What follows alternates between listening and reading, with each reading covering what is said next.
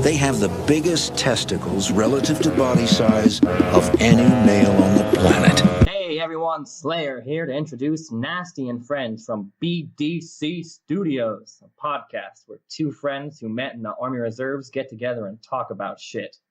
One's a firefighter and the other has a funny laugh. So sit back, get rid of your kids, and hold on to your because it's about to get nasty, friends. Welcome to Nasty and Friends with Pagnasty and Spicy Motherfucking Brown. Man, it's good to be back. Season 3, episode 48. It's Pagnasty here with Spicy Brown, back in BDC Studios. How you doing, brother? Shit, new season, same bullshit. I'm doing great. Feels great to be in BDC Studios across from my man. Yeah, like I was telling you on my drive up here, that I was just like, are we really podcasting? Like, I feel like it's been forever. Just know how life goes, but it's awesome. These weekends are the best. We got a fucking stacked list this weekend for future podcasts. So, but fuck those people for now. So We'll get into that later. Well, let's just start off, man. Like I said, we're here at BDC Studios. Bottles are popped, and why don't you let everybody know what's going on YouTube? That's on mute in the back.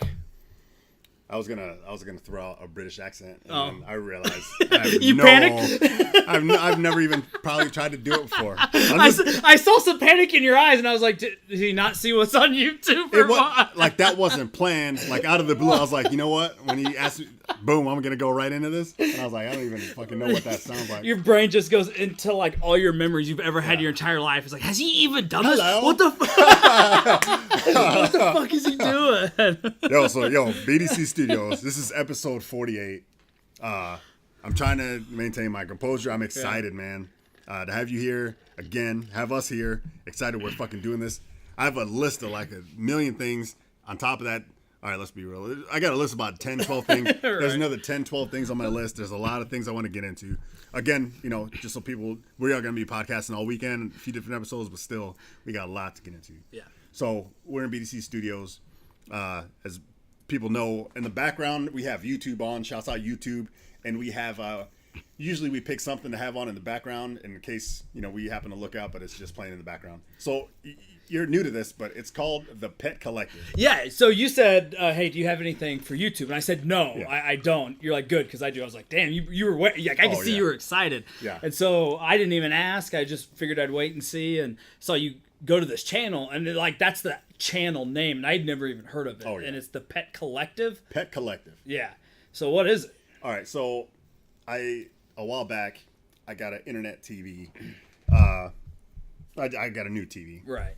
So my old TV from upstairs. Yeah, is it's down 2018. Here. Everybody has an internet TV. Everybody has an internet TV. Not me. I finally got one like 4 months ago.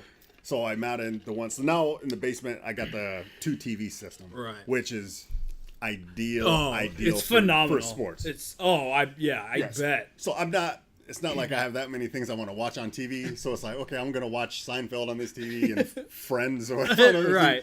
But like, for sports, I got 2 TVs. So yeah, football season's coming up too. Football season's coming up, and then you got volleyball and football, and you got UFC fights and football. So a lot of times I'll have both TVs going. Like a couple weekends ago, Terrence Crawford fought boxing. Yeah. That same weekend there was UFC fights on. Yeah. We had people over. So shouts out, kicked ass. I watched that fight too. Yeah. Crawford versus Horn. Yep. Got the TKO. For sports, that's why I have the 2 TVs. So anyway, upstairs, I got a new TV.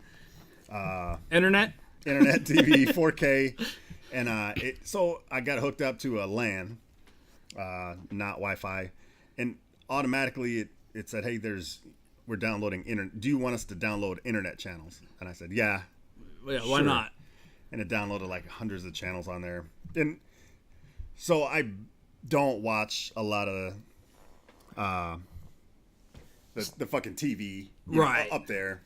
Usually I have the Amazon Fire Stick hooked up, and I watch that. But occasionally I'll watch the TV. Perfect. For news or whatever, Wheel of Fortune or whatever. I'll have it on just the regular TV. Just up there solving puzzles. Just up there solving puzzles and shit, yelling them out while I'm cooking. Call it. Get an A. It's fucking God. So anyway, so I was fucking with the internet channels. There's a fucking ton of them. So it'll go, 3, 6, 7, right? 5, KPTM, whatever, Fox 42, and then above that, it's all internet channels. Oh, and they have a ton of shit on there. I mean, they have channels that you know about, like CBS has like a full-time news channel, like CNN does, and then they have shit like a Fail Army. Oh yeah, that's like a Chive TV, like a stuff Chive like TV, that. Okay. or there's a couple channels that have a bunch of those internet channels. I was fucking around with one of those on Xbox for a while, and I can't remember what the name was, but it had a bunch of those channels. Fail Army, so it's all fails on the channel. Right. There's multiple different channels on there, but my favorite that I found is called the Pet Collective, and all it is animal videos. Right, but like cute animal videos. Yeah, cute pet animal videos. Some of them are fails, some of them are funny, some of them are, but they're all good, dude. So I could watch this for hours. Dude. Oh yeah, absolutely. Me and Cam, the boys, we could watch this. Because I don't fuck around with cable TV. Right. You know what I mean? So like, there's so many shows on there. I can't watch. I can't watch. Probably the worst thing is worse than the news is like Good Morning America. Oh yeah, the morning talk Today. shows are horrible. They're fucking stupid. Like they cover barely news, and then like they show like now they're starting to show shit on the internet, I think, and it's like, oh, it's cringe. I cringe. Yeah, it's awful. And then like the fake laughs and all that. So that I don't watch that. Even the shows that are on there, I can't watch any of those shows. I can't fuck with the commercials, and then like the shows and they're edited, and I just don't fuck with cable. Right. So if I don't want to switch to the Fire Stick and find something on Netflix or YouTube, because a lot of times I'm watching shit in the background. Right. You know, yeah, as you're doing shit, I'm cleaning, doing laundry, packing, whatever I'm doing. So I have shit on the background. This is perfect for the background. Giving it to the missus. Yeah.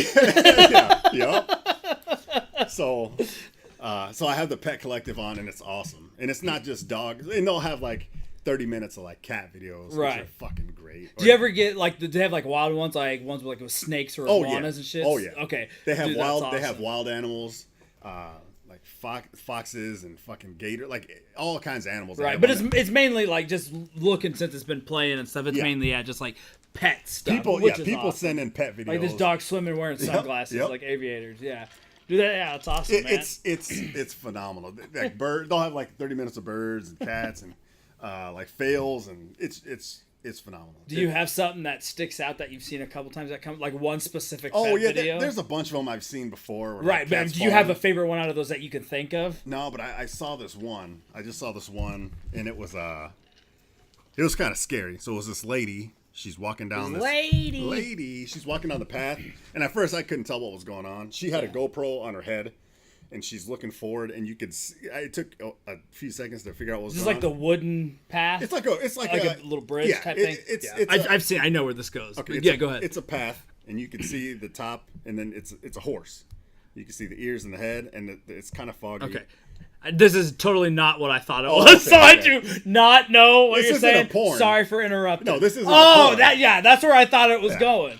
That's right. This is family. This is a family show. This is a family show. It's a cooking show. So no, this lady's walking down the path, and she stops, and then you can't see her, but you can see the GoPro, and it sees the top of her horse's head, the ears ahead, and it's looking right at this big moose on the trail. Oh shit! And the moose is not. It's like kind of sideways looking away. Can you see? Is there a baby moose around? Nope. Or a calf? Nope. You could only see just one moose. Okay. And then it's foggy. It's a great video. Dude, moose are fucking huge. They're gigantic. Too, by the way. They're gigantic. They're like thousands of pounds. Like they are enormous. I've never seen one in person, but I know like they are huge. Oh yeah. Maybe I've seen like stuffed ones like at Cabela's and stuff, and they're gigantic. I've never seen one. I'd probably shit myself. Oh, absolutely. And, I hunt, but I only deer hunt, so I've never seen I've seen elk in person, and they're fucking huge, and they're like, you hit one with your car, you're fucked, man. You're fucking yeah, you're dead. You need to get up to Canada. Have you seen Super Troopers 2? I have not, no, but I heard it's phenomenal. It's pretty good, so dude. We can get into that. So anyway, so the lady's on the trail. She stops. The horse stops. Mm-hmm. It's quiet. The horse. You can see the mist of the horse is breathing, and then the moose kind of like starts shuffling, and then the horse is like backs up. Starts to back up. She's like, whoa, whoa, whoa, and the moose turns. It's facing them. Nope. And it starts going, and the horse just dips. Like 180, and then it's gallop. The horse is just fucking galloping. And I'm like, holy shit, There's no way that moose is catching that horse. Right. But at the same time, that'd be pretty scary. Yeah. And the horse is freaked out. Like, I'm surprised it didn't dip right away, but it just kind of was like, I don't know. Yeah. Maybe it was like. I mean, luckily it didn't like buck her off or anything. But I mean, right. if she's riding horses, probably well trained, and they probably had come across that before. But yeah, that's fucking insane. I'll have to check that out. That's awesome. But with all the bullshit on TV, especially the news, and I don't watch the news a lot at home. We watch it at work, because other people want to watch it, and I'll watch it. But it helps you get in a better place. Yeah. When you see like fucking puppies wrestling and cats, I'm like, fuck that. That's right. Yeah, and you have dogs and cats here. So. Yep. You guys might have heard one of them meowed right just a little bit ago. Yeah, so just trying to get fucking famous. Fuck that. Fuck that bitch. You pay your fucking dues. Man. We've said it how many times? We're not trying to get famous. You bitch. Jesus Christ. So anyway, that's the Pet Collective. Yeah. If you don't know, get to know. I've never watched it on YouTube. I just watch it on, I think it's Internet Channel 105. I watch the shit out of it. But they have a YouTube channel too, so check it out if you want to. Yeah. Dude, that's awesome. Yeah, I'm excited to see what comes across it. So. Oh, yeah, dude. If it's something... I haven't been looking at it too often, but... yeah, it's just shit like that. Like right now, this cat's on a fucking frozen pond trying to chase fish underneath the pond. But... Great. Yeah, it's great, man. So, like I said, we do have bottles popped, of course. We're in the right mindset. So why don't you kind of explain what's sitting there in front of you there, sir? Aye, Dan. So, everybody knows who fucking Tech9 is. If you don't know who Tech9 is, just pause the podcast, fucking look it up. He's been a rapper. He's been a rapper for over 20 years. Casey Mo. Long time ago, he came out with a song called Caribou Lou. Yeah, it's a good song. Great song. 151 rum, Malibu juice, and keep going, man. I don't know. Make baby girl come. Great song.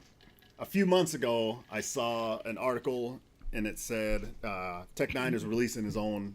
He's teaming up with Boulevard, and he's coming out with his own beer, and it's going to be Caribou Lou themed. Yeah, and so for people who don't know, as we said, Tech9 is from Kansas City. He's always repped Kansas City. Boulevard is a brewing company out of Kansas City as well. So I don't drink beer usually, and but a lot of people do like Boulevard. It's I would say a fancier beer or whatever. It came out as a wheat beer, right? And now I think they have a bunch of different versions because now. Because I'm the same boat. I don't drink a lot of beer either. If I do beer, it's usually Bud Light, Busch Light. But if I'm in a bar and if I'm in Kansas City, like when I was just in Missouri, I'll do a Boulevard. Right. And then instead of just being like, hey, do you want your orange slice? And I say no, because I don't eat fucking fruits. Orange with the Boulevard doesn't come with a lemon? It's a lemon, or I thought it was orange. Either way. Yeah. But now they're like, oh. Probably depends on where you get them from. That's true. But they'll ask, oh, do you want a wheat, or do you want a pale ale, or do you want a... Yeah, they have, which is good. I love seeing that. Yeah. So that's awesome. But so I saw this article, and it said in June-ish, Tech9 is going to release... Tech9 and Boulevard is going to release this beer. It's called Tech9 Bulu from Boulevard Brewing Company, and it's going to be available in the Kansas City area and just a few areas. Right. And I said, I got to keep my fucking eye on that. Forgot about it. The dateline passed, and I think I hit you up just maybe earlier. It wasn't that long ago. It was like 2-3 weeks ago because, so you asked me if I can get you some. And so, I'm like, I'll go out, and if I'm out, I went to my local store, and they didn't have any. Like, I looked around, and I was like, well, that's kind of weird. So I went to the website. You can put in your zip code to see like where the closest place is. Okay. So I went, and they just had it at Hy-Vee. So I was like, oh, that's awesome. I'll just run there. It was like less than a mile away. So I get there, and I'm like, they have like I go to the Boulevard section. I'm looking through there. Then they have like a walk-in cooler. Okay. And so I'm in there, and I'm looking up and down. The guy probably has seen me for a while, and he can tell I've gone up and down every aisle like a bunch of times. And he's like, what are you looking for? I'm like... And I don't know, I just, for whatever reason, he's an old white dude, so I didn't think he would know, because I didn't think he would know Tech9, even though he's in the business of alcohol. Right. He's like the manager. I was like, do you know Tech9? He goes, it's up front. I was like, all right, thanks, man. Which I don't know why I would assume an old white dude. I mean, he probably loves rap or whatever, but, like, I was basing it off Tech9 and not Boulevard, which I just thought was pretty funny. So I go up there, I stand in line, and they're behind the counter, and so I go up there, and I was like, can I get, and I didn't know what they came in. I didn't know if it was single cans, a 6-pack or whatever. Okay. And so I was like, yeah, can I get 2 of the Tech 9 beer? And he like turns around and he like looks back. He's like, it's $19.99 a piece. And I was like, yeah, I'll still take them. Because I would have got yours for sure, but it was right before J-Pags' birthday and we were all going to the Royals game. And so I had like some like friends, like the Degenerate, he was coming down, my brother, Chubbs, and they were all coming down. So I was like, well, I'll get one. We can all just have one and try it there, you know? And so I was like, yeah, J-Pags gonna be pissed, but fuck it. So I bought it. And so then I told you, I was like, I tried it with all of them. And so I brought yours up this weekend so you could try it. Okay. And so that's what you have in front of you. Yep. Sorry to hijack your story there, but No, dude, no. so yeah, that was just how my end was. I don't have one because I've had one, Right. and I'll tell you the reason. Like, I want you to open it, try it. We'll, Okay. give your assessment, and then I'll tell you kind of like what all we thought. So, but before going into it, like even before I brought it up, because you knew you were gonna get it for a while, how did you think it was gonna go? Like, how do you think it's gonna taste? You know, I love the song. I love Tech 9. Oh yeah, AKA Tekanina. Like I said, if you don't know who Tech 9 is, look him up. He gangster rap, but he's kind of unorthodox. He's almost like a Brother Lynch Hung. right. Like kind of like he used to almost like horrorcore rap. Not like as much as Brother Lynch, but he's a gangster rapper. The song Caribou Lou, love the song. It's solid, but I'm not a pineapple guy. I'm not a Malibu guy. I'm not a coconut guy. So I don't think right off the bat, I don't think I would have liked it. I love how you said that, and that's what it is. It's like coconut and pineapple. Because he's about, pineapple, like real rum and juice and stuff like that. So I knew it would have something familiar to that. I think Caribou Lou is 151, Malibu, rum, coconut juice, and like all shit. None of that shit I drink. Right. But I love Tech 9. Yeah, I love how he represents KC Mo. Yeah, and the thing is before I say, so when I said they were $19.99, there's 4 of them, and then they're the 16 ounces. So the tall boys, 4-pack for $20. Yeah, so I'm gonna crack it open. I'm gonna take a sip, and I'll give a no bullshit assessment of what I feel about this, even though I know Tech 9 is not that far away. He's probably in Kansas City. And I don't want to beef with this dude, Right. Especially for your sake, because you live. Yeah, I in KC. appreciate that. I have a family down there. But so. you know what? I got to be real. But yeah, you can't. You got to put it out there for the podcast. So I appreciate it. Yeah. Even though my life could be in danger, but that's all right. It's worth the risk. Yeah, on the side of it's a black can. It's got a lot of designs on it. It says made in Kansas I do City. like the design. It is kind of busy. Yeah. But I do like it. 5.5% alcohol. It's like any other beers that. Weak. I don't know. All right. Warm too. Well, yeah, because like I said, I was gonna put it on ice and bring it, but it comes in the box, and I didn't want to do that. But we put it in the fridge when I got here, so it's fine. And last podcast weekend we drank Zimas all weekend. So do you think I'm gonna like this more or less than the Zima? Just take a drink. I know because I don't want you to go in. Because when I said you asked. You're like, should I grab you one? I said no. You go, well, it must suck. But I'll tell you the reason why. Okay. Like once you drink it. So. All right, smells like beer. I'm gonna take a swig. Okay. What do you think? It's not bad. Okay, so my opinion is it is definitely not as bad as I thought it was going to be, 100%. And that seemed to be the general consensus. Yeah. The reason why is because I don't drink beer ever. I wouldn't be able to drink it, and I didn't want to waste one for you. Right. You know what I mean? I hear you. So, like, I had it, and I like, if I do drink beer, it has to be, like, super, super cold. Okay. And so since it wasn't... this isn't. Right. And so that's the reason why. Not because I didn't like it. A lot of people would say 1 is probably the perfect amount. Maybe like like an 8 ounce or 16 might be a little too much for, it's kind of what, but everybody did think it was better than what they thought. Yeah. Which I thought was very interesting. I thought it was going to be really bad. When I smelled it, I was like, you know what? It just smells like beer. Right. It's pretty good. And I think this is like a limited time thing. Right. Unless it exploded and then maybe they would add that, but I mean, who knows? And like, if you want to keep one, like I opened up all 4 and I don't think anybody finished. Like, we passed them all around, and even got to a point where I would be like, I would have one. I'd be like, hey, can you hold this for me? And they'd hold it. I'd just walk away. But again, it is good. If you like beer, if you like Boulevard, you would enjoy it, unless you But like when you say you don't like coconut, are you one of those people that you hate? Like there's people who fucking hate coconut on anything. Yeah, I don't ever eat coconut. Yeah, see, I like pineapple, Almond Joy is one of my favorite candy bars. I love Almond Joy. Some people be like, that's the worst thing they can eat. Yeah, no. So you're not like that, because like, can you taste a lot of coconut? Like, what's No. more? It's just mainly more beer, right? Mm-hmm. Yeah, it tastes like a Boulevard with like Pineapple a little juice. pineapple juice in there or something. Yeah, I always felt like the coconut was like a little hint of it. Okay, You yeah, know I don't what taste mean? a lot of coconut, which is good because I like pineapple way more than the coconut.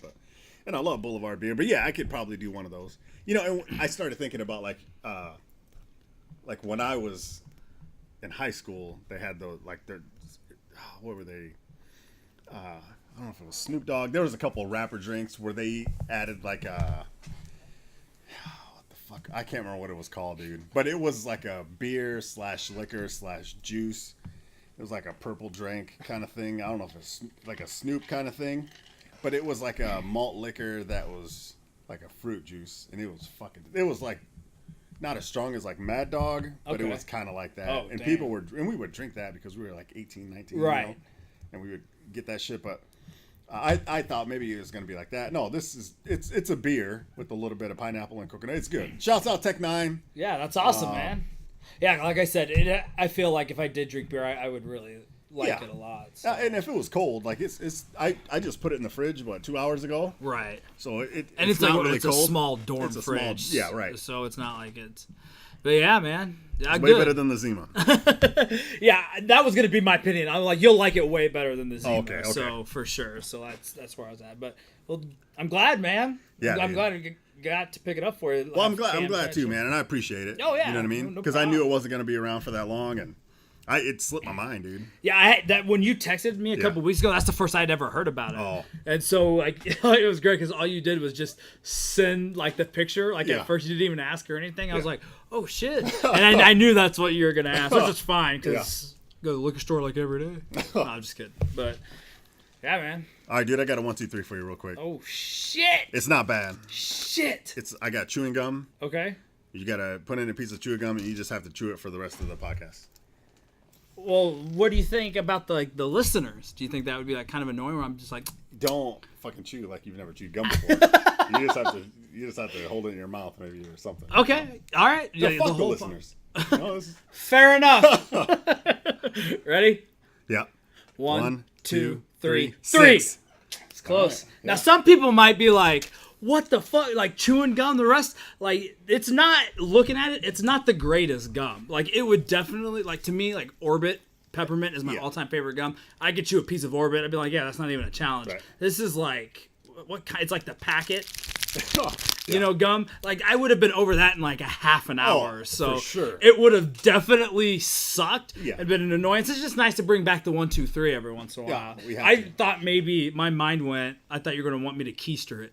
Oh, You're going to have yeah. to like put it in your butt You or got to put one something. in your mouth and one in your butt. You got to hold them both in the pocket. And it's peppermint, so my asshole would sting. Like, But it would a motherfucker. smell But so it would good. smell It delicious. smells so good, dude.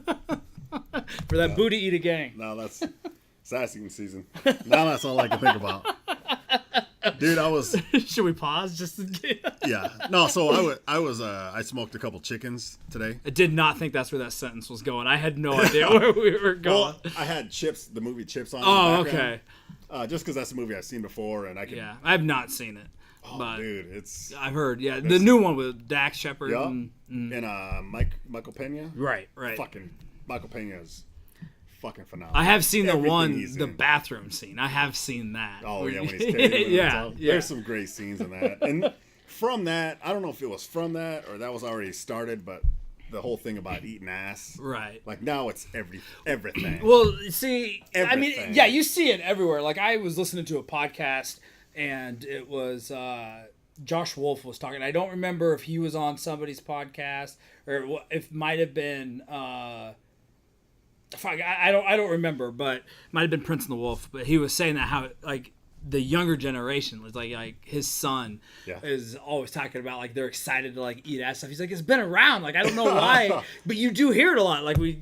Oh, You know, yeah. they ask the question on Hot Ones. Like, we reference it all the time. Oh, like, yeah. that's just so crazy. Yeah, it's. I wonder, like, you know, made the research. It's like where that came from. That type. No, I know when the movie came out because when the movie came out, it had been out for a while. I watched it at the Firehouse, and they talk about eating ass on the movie, and it's great. Like, it just seems like people have been talking about eating ass a lot, like as of lately, like within the past 2 or 3 years. Oh, yeah. You know, like it's building steam. Yeah. And so you think maybe this movie might have, or do you think it was part of it? Or because I always feel like there's always, I think it helped. shit like, you go on the internet, you see like certain memes that are popular, you see it and they die down, and it's just kind of background noise. Like I couldn't talk to my mom and she would know. And I always just feel like the ass eating thing is just like what everybody says like off the internet. I always saw it there. Yeah, and I don't know. I remember, because I remember in the movie there's a few scenes when they talk about it. Okay. And I don't want to ruin the movie. But Right. I want to get. Is it okay if I get into it a little bit? Or? I mean, I don't care. Okay. I probably won't. It's been see 2 it years. For, You son of a bitch. Yeah, it's been so. Spoiler alert. So in the movie, he's like, Ponch has a date with this chick, and he bangs her, and she's not a good-looking lady. So Dax's character is like, hopefully you're not using that poor girl, because you're, creeping because of her insecurities. And he's like, what are you talking about? She's a good-looking girl, And he's like, no, He's like, well, she ate my ass. And he's like, what? And he's like, yeah, she ate my fucking ass, bro. And he's like, oh, that's weird. And he's like, I ate her ass too. And he's like, that's a thing? And he's like, you've been married for too long. Everybody's eating ass. Right. He's like, it's standard. And he's like, I don't understand. He's like, no, he's like, that can't be a thing. Not everybody's doing it. He's like, everybody's fucking doing it. It's standard now. That's a normal thing. And Dax's character's like, that sounds absurd. He's like, you've been married too long. Right. And he's like, well, how do you know? And he's like, well, what you do is, if you see baby wipes in the bathroom, it's a green light. And he's like, what if you don't? And he's like, fuck, I still do it. I still do that. And then later on in the movie, nasty as hell. Later on in the movie, the dude's getting out of the hospital, and he's talking to like the male nurse. He's wheeling him out, and they start talking about it. He's like, oh yeah, that's standard now. Everybody's doing that, So that day, I'm at the Firehouse. This is a true story. So I started texting Cam, and she's out to dinner with friends. Right. And I'm like, hey, I say something like, I'm gonna, when I get home in the morning, I'm gonna eat your fucking asshole, Just being like dirty. Yep. Yeah. And she's like, oh hell yeah, I can't wait. Which whatever, she's like, oh yeah, that sounds great. That sounds great. I can't wait. And then like 5 minutes later, she's like, hey, I went to the bathroom. That was my friend that answered that, which is hilarious. You might have told me that before, because that's great. I think I did. It's funny because her friend, when she went to the bathroom, right, and in that small amount of time, I sent a text to her phone talking about eating her ass. So she's probably like, these guys, they don't fuck around. They get serious. That's phenomenal. Maybe she texted her girlfriend or boyfriend or husband. Yeah, and I was like, hey, when I get home, right, it's ass eating season. Right, it's open. Get the baby wipes. Yeah, it's open today. Mommy's hungry, so yeah. I'm just trying to remember like where I first heard about it. And I want to say it would have been like maybe your Mom's House podcast, because when they had Throatzilla on there, okay, because they talked. Shouts out Throatzilla. Yeah, they had talked about it. And they asked if if it was ever gross, because they had her on her podcast. Yeah. And she just said, no, people, like, guys come prepared for it. Everything's prepped and stuff, Yeah. So I kind of heard it there, but then it just kind of went away. And then, like I said, it's just like a cultural thing. You just kind of hear, and you hear, like, people talk, which I think it's a hilarious, joke, being serious or whatever. You got to do your thing. But I always just thought it was funny. So I spent, like, 10-15 minutes talking about eating ass. That's where we're at, ladies and gentlemen. Yeah, we talk about who was on Hot Ones last week. Do you remember? Like just not the summer special. No. It was because Tom Segura was the 12th. Oh, it was Tom Segura. Yeah, it was Tom Segura. Okay, Tom Segura, and they brought up Trick Daddies, and they talk about him talking about eating ass and how passionate he was about it. I thought that was phenomenal. And I thought it was phenomenal when Tech 9 did it, but then when they talked about it, right, I thought that was phenomenal too, because he was like super passionate about it. He giving him the lesson. Like pantomiming it with his fingers and shit. Tremendous. Yeah, tremendous. God, I fucking love that show, Hot Ones. Me too, man. I still watch it every week. I know we talk about it like every podcast, but I seriously cannot get enough of that fucking show, man. It's so great. I do the Great. same. I watched it today. Yeah, and we put up. Speaking of hot sauce, we put up on our. We started just doing an Insta story this weekend, which we haven't ever. But but I brought you some hot sauce. Yeah. So it was hot sauce from Colorado that I got when I went out to go see my brother, and it was their hot version of it. So what'd you think of it? I thought it was good, dude. I thought it was. What was the name of it again? It's Horsetooth. So that's the area. That's like the mountain. It looks like just a big horseshoe that you can go climb up, and that's the one that we went. Fort Collins. Yeah, okay. Fort Collins, Colorado. And I told you that my brother Mikey's girlfriend bought me. She knows that I love hot sauce. She brought me two of them. She brought me the mild Horsetooth version, and then like that hot one that I brought. And I blew through it was a green sauce. Okay. And I put on my egg sandwich, and I blew right through. I just finished up. Well, I mean, I don't use it like every day. So I say blow through it maybe like a month or two, but I just finished it up like 3 or 4 days ago. Okay. And I probably opened it up about a month ago or so, whatever. But yeah, man, that was phenomenal. It was a really, really good sauce. Wow, that's fucking good. I don't have any green sauces. Yeah. Oh, dude, it was great. But I always put on, my egg sandwich every morning or whatever. But yeah, so this is the hot one. It was really good, man. It hits you right away, and then it tastes good, and then it just like slowly backs down. And I mean, when I first ate it, I wasn't ready for it. Okay. Like I knew it was gonna be hot, but I took like a big dip, and it was like, oh wow, it was right there. Like I thought maybe it was gonna like build up or whatever. Yeah. But it hit me, and then it just dissipated. And I mean, you're on the half-life of that. You're on the downslope within a couple minutes. It doesn't linger around. Right. So. Yeah, I like me and you, I consider us veterans. Yeah, absolutely. For sure. I looked at the bottle. I like the bottle. I like that it's from Fort Collins, probably a family-owned place. Mm-hmm. It had that dark red color, and you could see the seeds in it. So I'm like, oof, this might be bad. Yeah. But I was so excited, to try it. I smelled it, and it smelled angry. I can't remember what the bottle's upstairs, but it says what pepper's in it. It's got cayenne, and it's got habanero, and it's got yeah, because I read it a while ago. I think it was red habanero and along those lines. Right. Yeah. So you could really smell the cayenne and the habanero, and it's a familiar smell to us. And it was hot, but it wasn't like as hot as a lot of the shit we tried. But so it was good. You know what I mean? Like I could put that on a lot of food and eat it. Where some of the shit, and I feel like the worst of the worst sauces are the ones where, as soon as it gets contact in your mouth, like it's a problem. Right. And yeah, you're gonna be battling it. You're gonna be battling it. Yeah, because then it just diminishes the taste. So like you smoked up chicken, which I think is probably where we're gonna definitely get into because this is a cooking show. Yeah. And it was phenomenal, so good. But we were dipping that in it. So what I do is I dip a piece in, and then I would eat like 1 or 2 more pieces without it, and it would last through it. And that was you can go right back in. It was perfect. Great. But we were switching from that hot sauce to some spicy ranch. Yes. So. Yeah. So I got some Carolina Reaper, which for a little while it was the hottest pepper. The Carolina Reaper, now it's the Pepper X. Right. It was Ghost, and then Carolina Reaper, and then Pepper X. So it came from Shasta Volcanic Peppers in my town. We've talked about them before. What they are is they're a company that makes hot sauce, salsa. They grow peppers. Most of their business is internet-based. Because hot sauces and salsas and shit like that are blowing up. People like hot everywhere. Shit I mean, everywhere. There's Australia. They got it from Australia. You can get them from anywhere in the world. Oh, really, yeah. So this place it's local. When we first did our Hot Ones challenge, we went there. It's a family-owned place. I talked to the owner's sister. She was super cool. Last time you were in town, we stopped in there. Yep. We sampled a bunch of stuff. But we didn't try the Reaper Ranch. They didn't have any open. I don't think they had it open. We tried some Reaper or something else. So anyway, me and Camus went to a farmer's market a couple weekends ago.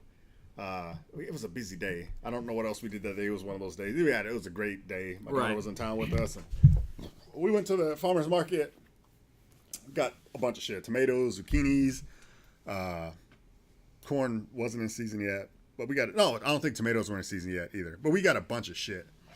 And then Volcanic Peppers had a booth. Oh, hell yeah. So I was like, oh my God, like this is my fucking spot. Like we've bought a ton My of, people. We bought, I'm way more excited about that than fucking vegetables. Right. And fruits, you know? Yeah, that pussy shit. Yeah, I was going to say something else.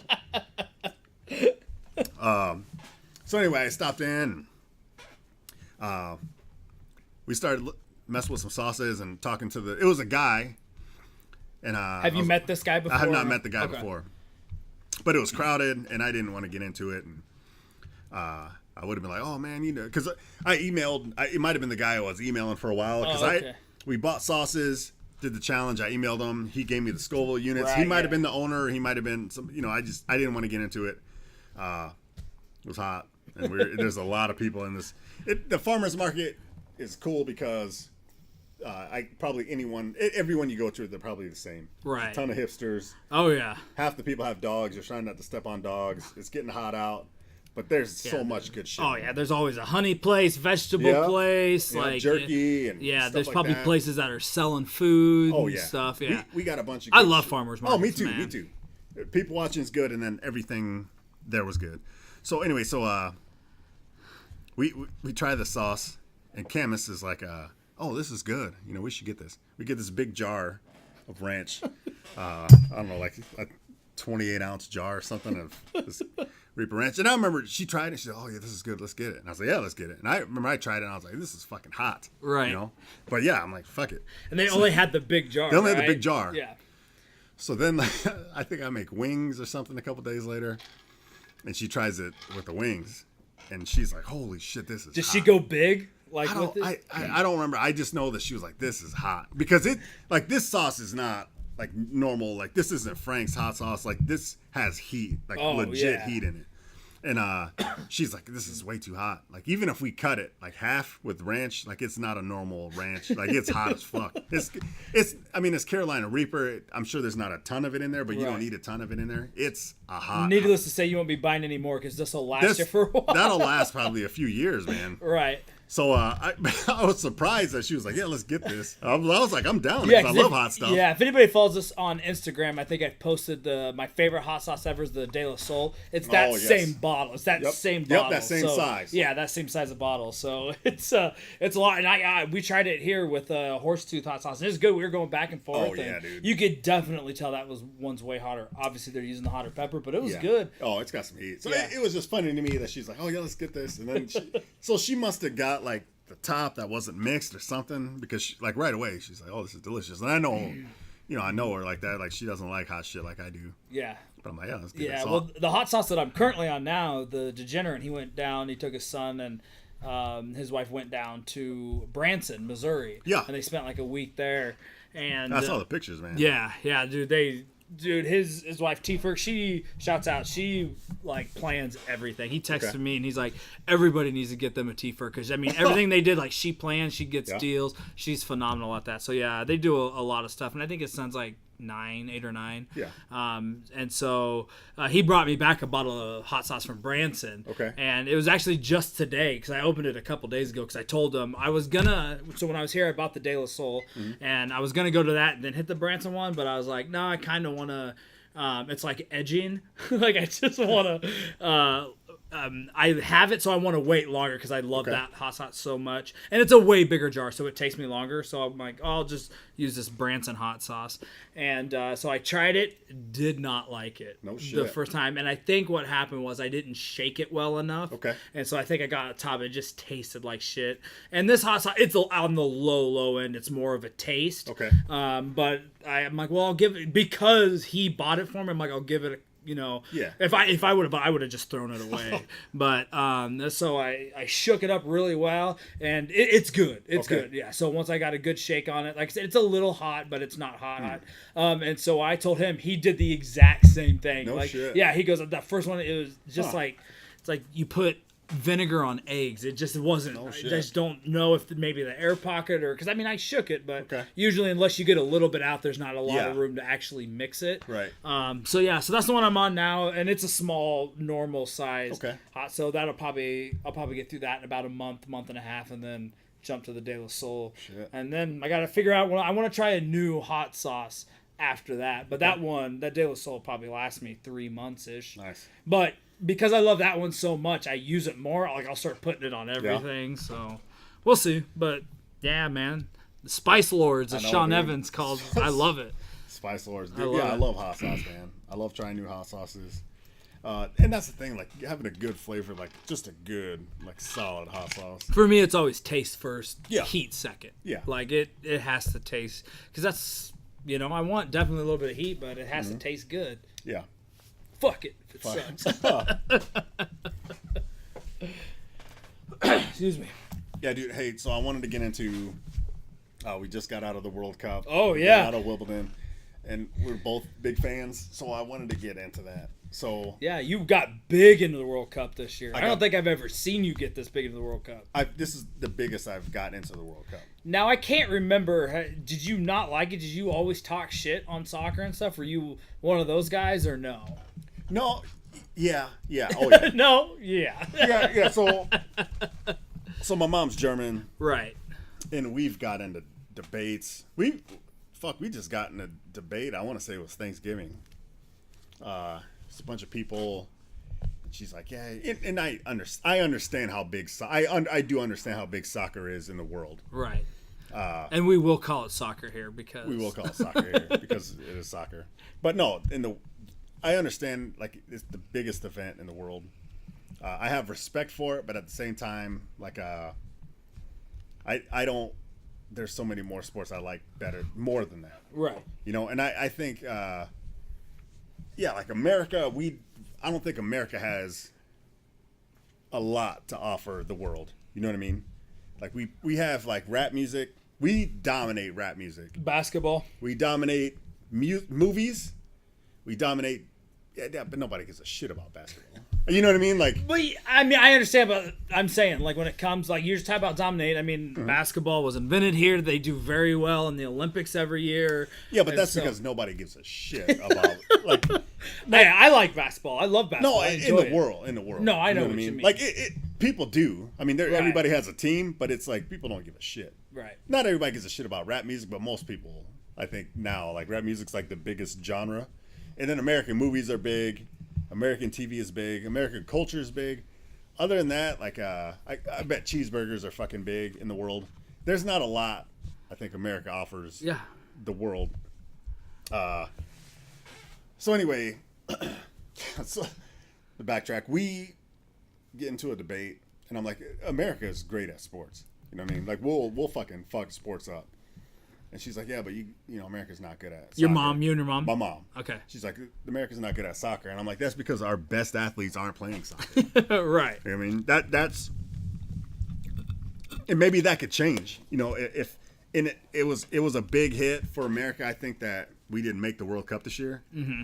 Because what happens is... Yeah, you could tell because didn't even know it was coming up. And Yeah. the year, 4 years ago when they made it, Yeah. it was count up all the way. I'm like, oh shit, the World Cup's here. Like, it just snuck up yeah. on me this year. So, like, 2 years ago, the U.S. women won the fucking World Cup in soccer. And I think for young girls watching that, they're going to be like, I want to play soccer. I want to be like them. I want to Right. do that. And that, I think for women, for girls, maybe that'll help. But for men, soccer, in America, our best athletes are fighters, UFC fighters. They play football, basketball, baseball. Yeah. Our best athletes are not playing soccer. You know what I mean? Maybe some of them are, but it's a small percentage. So we get in arguments about that, and she's like, "Oh, whatever," and I mean, if in like poor countries in America, there's a big poor population. Yeah. I mean, it takes a soccer ball. You don't need pads. Well, like see, that's what hockey I or was football or- when. So I told you we went to the Royals game, and Mm-hmm. Spencer, T. Ferg, and the Chubbs came down to go to the game with us. Yeah. And when they got there, I had the World Cup on, and they were just like, "Are you fucking serious?" Because they're like, "No, fuck this." Okay. And I got to talking, and I was like, I'm like, you say whatever you want about it. It's the biggest sport in the bigger. world. It's bigger than the Olympics. Yeah, It's way bigger than and the that's what I Super said. Bowl. And that's all I said. I'm like, when you have those poor countries, like it just takes a ball or a coconut or Yes. whatever. You just Right. something to kick around. So Yeah. of course, so say whatever you want. And then or maybe I was like watching tennis, and then Okay. when the World Cup started, yes, what I was watching the Wimbledon. They're giving me shit, and then at 1:00 I switched it over to the World Cup.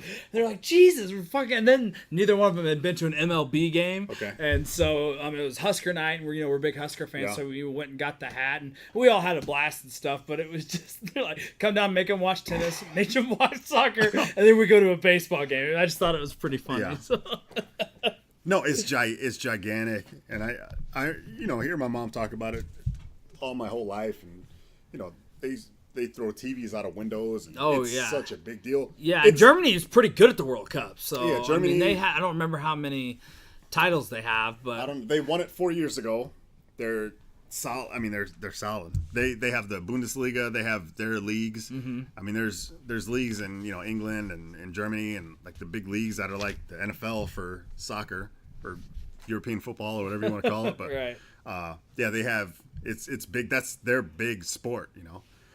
So I understand how big it is. It's tough for me to watch it, but like just like you, like I love sports and I like high stakes. Yeah, absolutely. World Cup is as high stakes as you could get. Like to me, it's bigger than the Olympics. Yeah. It is bigger than the Olympics. Yeah, absolutely. It is. It's like the Super Bowl times whatever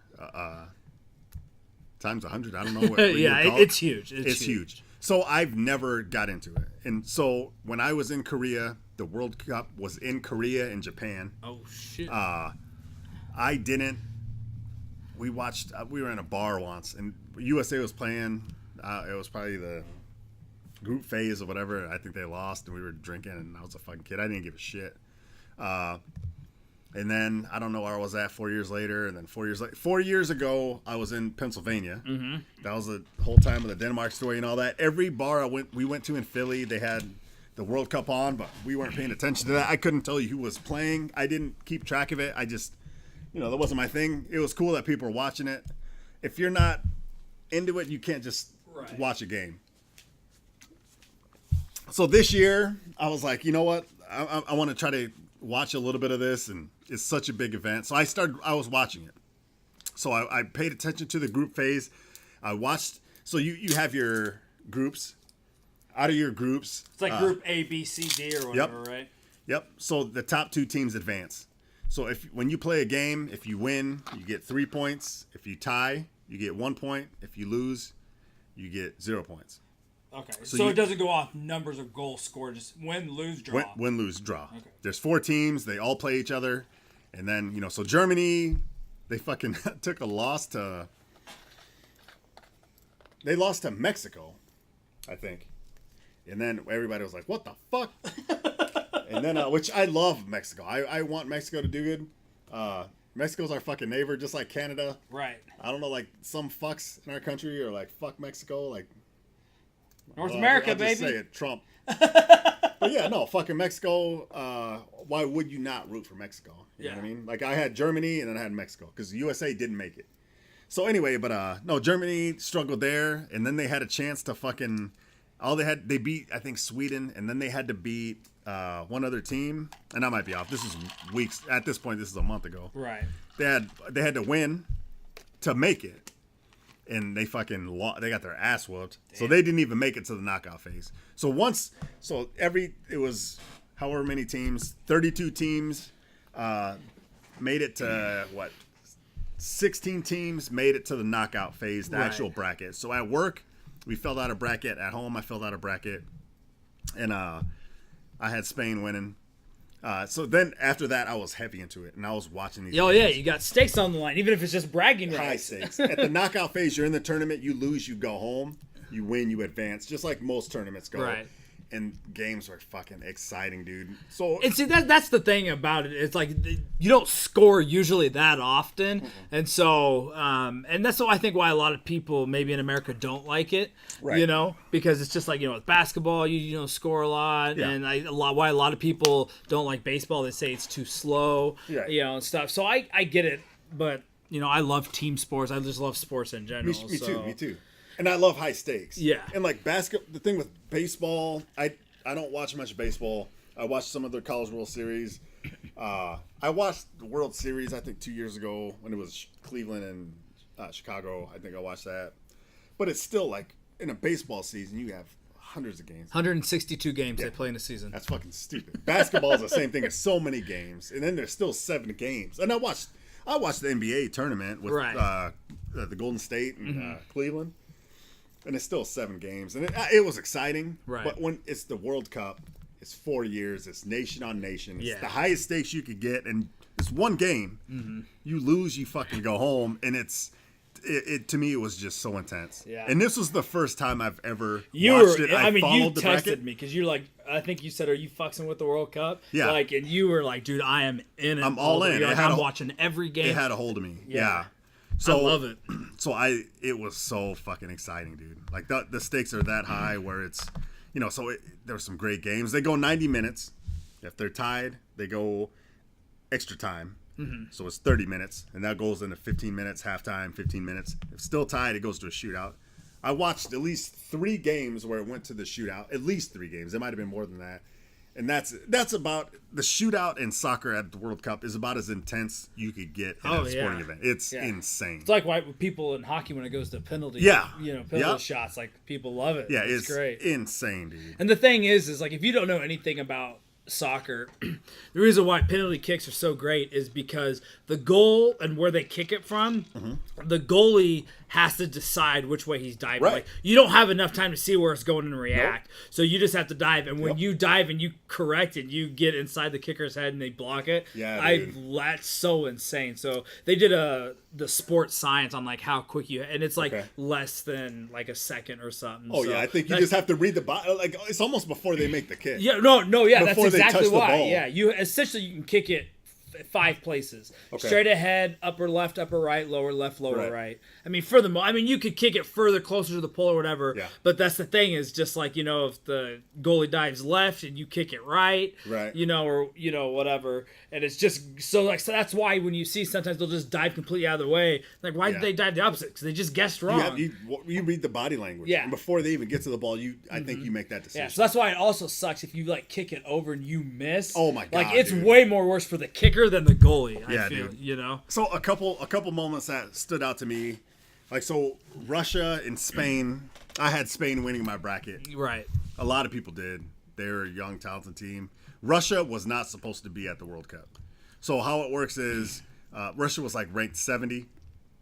If your country is hosting the World Cup, you automatically go. You don't have to qualify. Russia would not have even qualified.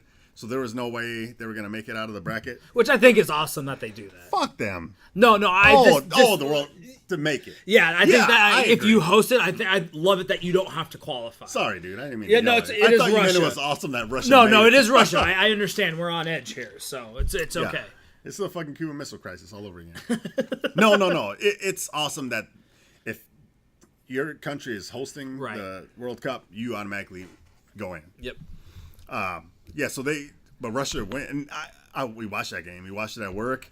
It was a fucking technical, like a hands play, like it hit a player's hand, and they're like, "Oh, free kick, Russia." Russia scored, and then then that led to it going to extra time. That led it going to the extra kick, the penalty kicks, what they call it, and I went out to a shootout, and then Russia won the shootout, and I'm like, "You motherfuckers!" and the whole time, like, there was like 13 and had Russia. But once the game started, we're like, you know what? There's no way this game isn't fixed. Like Russia cheats all the time. They cheat at everything. Everybody's dope. The spectators are fucking juiced to the gills. Absolutely. Absolutely. They're juiced. They're killing people in London with chemicals and shit. Like they don't give a fuck. They're tapping into our elections. Like Russia doesn't give a fuck. They're doping. Putin's coming to the White House. Like there's no way the officials aren't like, tapped by Putin, like, hey, so I'm like, oh, fuck, And yeah, sure enough, Russia wins. Yep. So that game went to a shootout. Croatia played, I can't remember who they played in the first round of the knockout phase, but that went to a shootout. And then I remember the Belgium-Japan game where once it got to the, quarterfinals, I was like, Belgium looks fucking good, dude. I watched a lot of teams that I thought were really fucking good. France, I had Portugal and Argentina going pretty far. France was a young team. France ended up winning the whole thing. Yeah. When I saw France's first game. Spoiler alert. France looked so good, dude. And I was like, man, that might be a problem. And see, the thing is like I watch and I'll be like, oh, this team looks good and this, but I know nothing. I don't know the rules. I just know like the time. Like it was funny. Yeah. We were sitting there and Chubbs is like, he goes, do you understand how the Nobody time... knows how the time Well, works. he goes, you know how the time works? And I get up, I'm like, yeah, this. And he's like, I don't want to know. I just want to know what you know. Yeah. So one official keeps track of the stoppage. Yeah.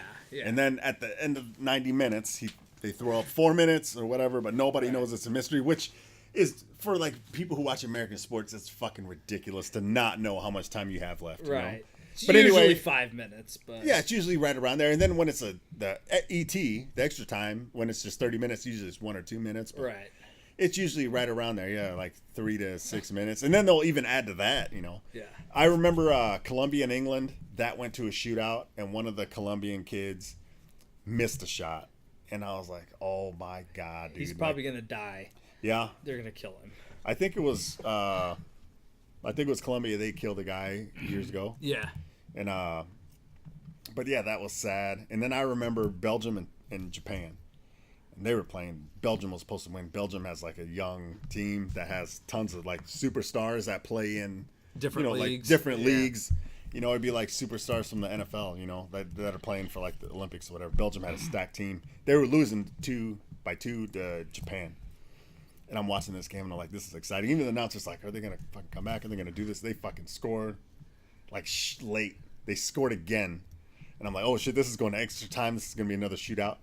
And they just do a heads up play. They run down with time expiring. They shoot, get the goal. They fucking win the game. Score 3 goals in like the last like 20 minutes. Yeah, 15 minutes. It was insane. Insane. And and it was so intense, dude. And usually I don't give a fuck about teams, Like if it's a Super Bowl, like, oh, the fucking Patriots lost, who gives a fuck? Right. Those guys are all getting paid. It's the Patriots anyway. Like, Cleveland lost, who gives a fuck? But like something like this, I felt bad for Japan. Yeah. I'm like, they made it this far. That's good for them. I was happy that they made it that far. But and that much time left with a 2-shot, yes. Fucking lead. Even if they end up tying it, you can go. Right. But yeah, They I saw the end of that game. So I just remember I was happy for Belgium, but I was even sad. Now you got to wait 4 years now, to go. And it's just, I remember that. And then once it got into the semifinals, Croatia looked so good. England looked good. I wasn't rooting for England at all. And I wasn't rooting for France either. I was really rooting for Croatia to win. And I watched every game of the knockout round except for I went to Kansas City when I went to see you. And when I took the girls to Worlds of Fun. So I missed one of the biggest games that I wanted to watch was Belgium and Brazil, because it was going to be such a stacked matchup. Right. So I didn't watch that, and I didn't watch the other game that day. And then, like I told you, I've been watching it for a month now. Drill comes up, and I fucking miss the game for third place and the fucking championship game. Right. I fucking hate the Army. But, Yeah, all that build up for... I watched... I was just watching it off and on. And, when France went up, 4-2. Oh, my God. I just, could not believe it. So I went to the computer lab, and I'm like, you know what? Fuck this. I'm watching this shit. Right. It's not like America's in danger with me fucking shamming for a few minutes. So I had it on, and it was 1-0 France, then 1-1, and then France, it was 2-1, then 3-1, and then 4-1, and I was like, that's it. Yeah. And then I think Croatia scored again, so it was 4-2, but I'm like, there's nobody's coming back from that. Right. Well, yeah, France was legit, man.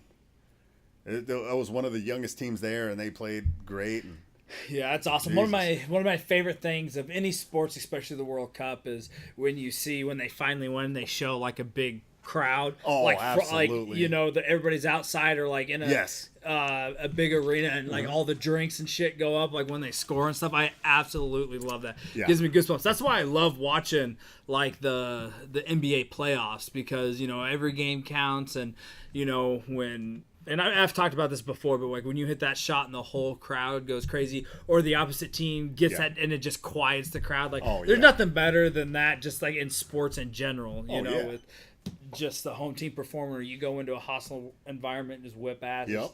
It's just crazy. So yeah, just to see just everybody at the same time, you just hear that. Oh yeah, it's dude. just fucking drinks, shirts, bras, panties everywhere. They got those great shots where like, especially when it's the shootout, and it was like, yeah, I think that it was England and Colombia.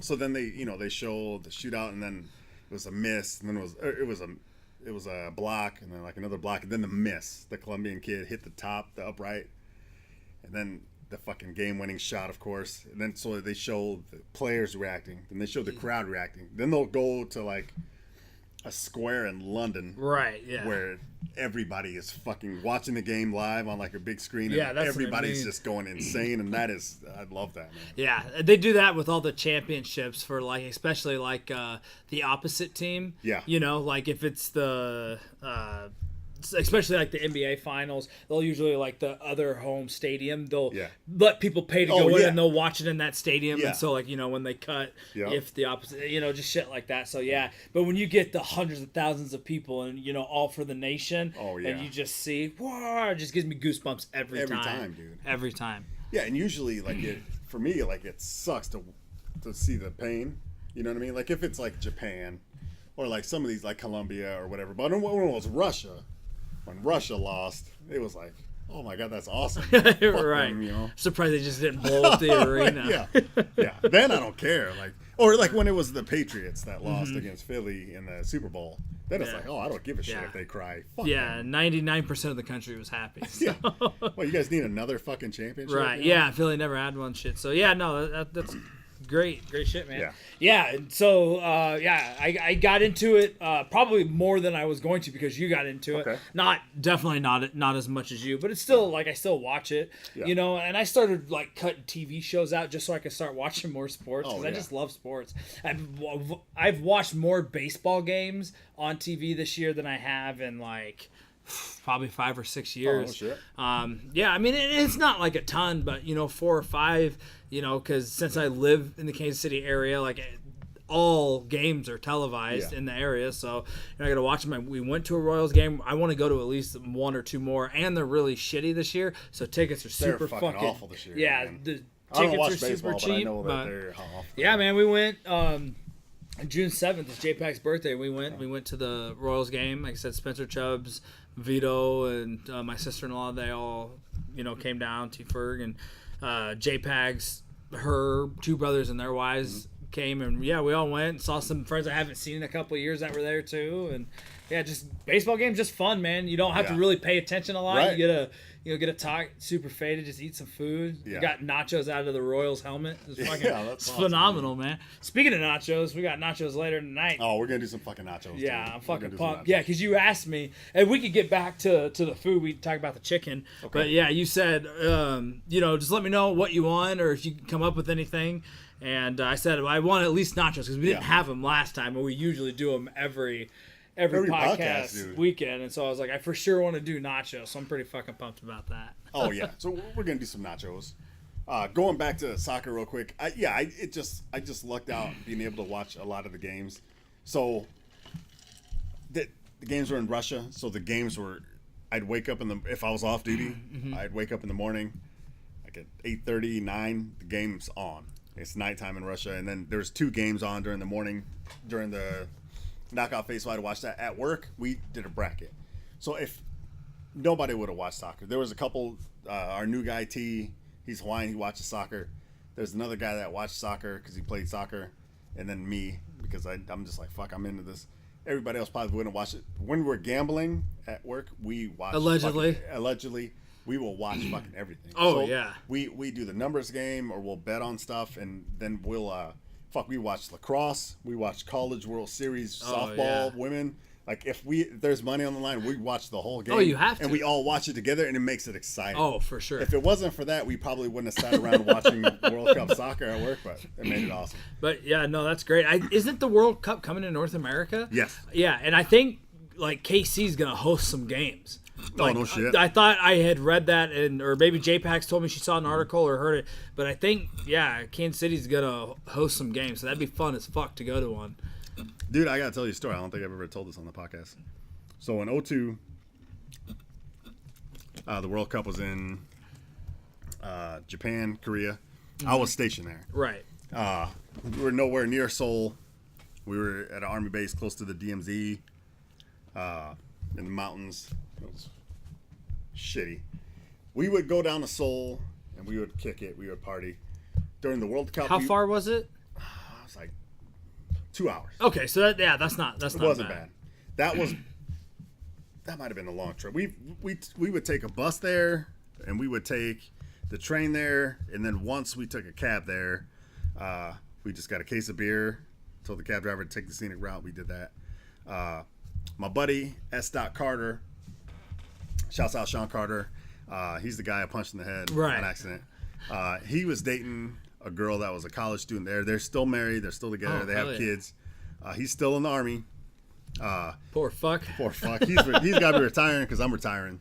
But anyway, she was Korean, so if you've rode subways and trains like most people have when you go to like Chicago, New York City, stuff like that, it's a whole different world because nothing's in English. There's symbols. You get lost. I wouldn't fuck around. I got lost on the train once. In New York City, and you can read. I'm sure I got lost in New York and Chicago, but in Korea I got lost. I know what you mean. Yeah, it'd be. So you don't fuck around. So with and I can't remember her name. It's just gonna sound racist if I fucking make it up. It's like Mook Lee or something like that. Anyway, that's definitely racist. Yeah, it was Soon Lee or Soon Ching Chang Chong. Just kidding. No, that's fine. That's not racist at all. So anyway, we rode with her sometimes, and she would let us ride on the train. Anyway, so I knew the World Cup was big. I wasn't paying that much attention to it. We were doing our Army shit. We were in. How old were you at that time, you think? I was 19, 20. Okay. No. In 2002, I was 21. Okay. I was 21 years old. And anyway, we were going down to Seoul because we knew there was going to be a party. So we went down there, and it was fucking big time, dude. I could tell how big of a deal it was. You could feel the atmosphere in the city. Seoul is a big city, millions of people, and they have high rises, skyscrapers, Samsungs there. They have gigantic TVs on the side of their high rises. So I would love to go. Oh my god, dude! It's a great city, dude. Yeah, great city, man. I don't know how to explain it, man. Like it's a beautiful city. Like Korea, the people are awesome. The food is awesome, and like their culture, it's just like us. Way different from their neighbors to the north. Yeah. No, way different. They have a diverse culture where you would see people who are it's like America, right? Except for most people look Korean, but they have like, weird. Yeah, no, I'm serious. Dude. Like, no, I know what you mean. I remember going to a hip hop club. It was like a big time like club you would go to in a big city.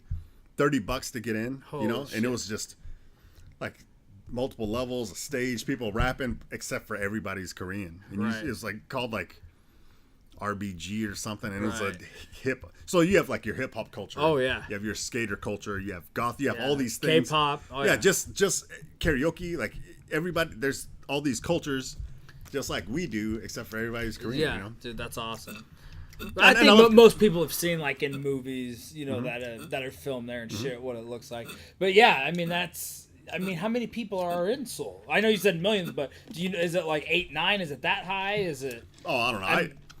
Okay. Yeah, there's no way for me to know. I would say like 5 million. I mean, it's a big city. There's no way for me to know without Googling it. Especially 16 years ago? Yeah. Oh yeah.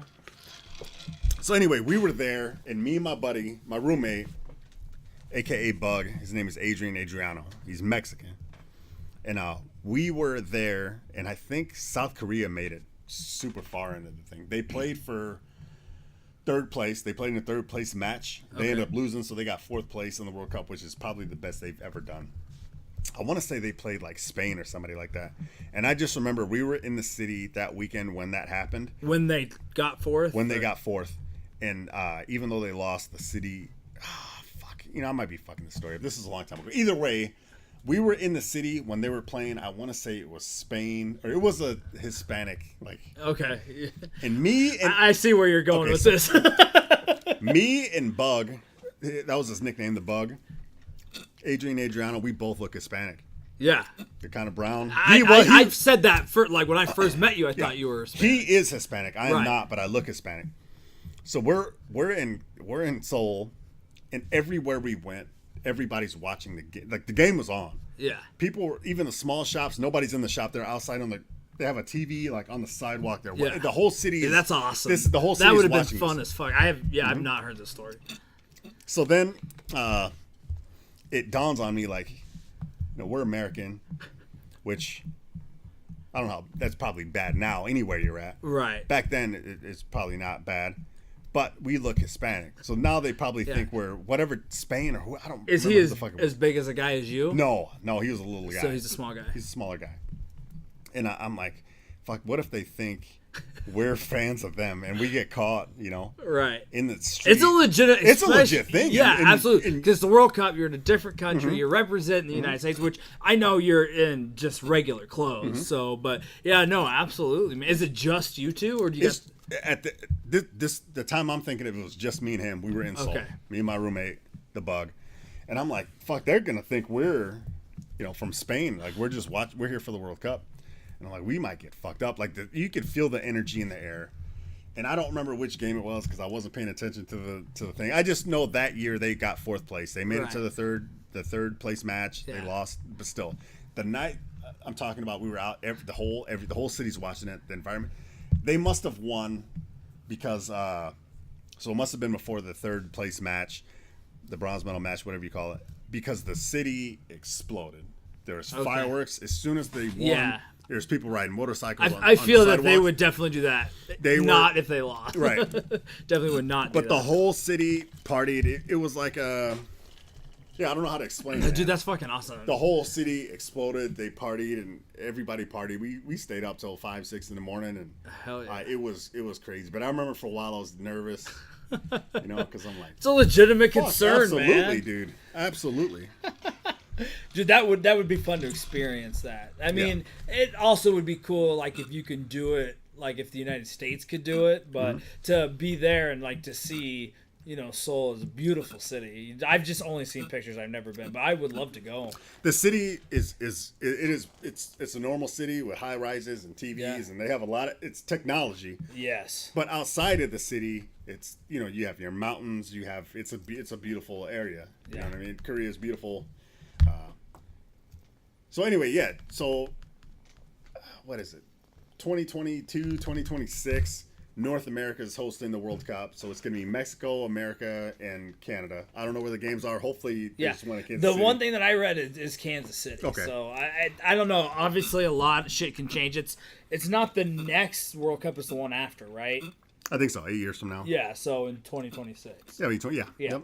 So man, I think that would be that would be phenomenal if it is. Yeah, and America's supposed to be pretty good at soccer. One of the best soccer players in the world I just saw in like 60 Minutes or something just got signed to either the Bundesliga or a league in England.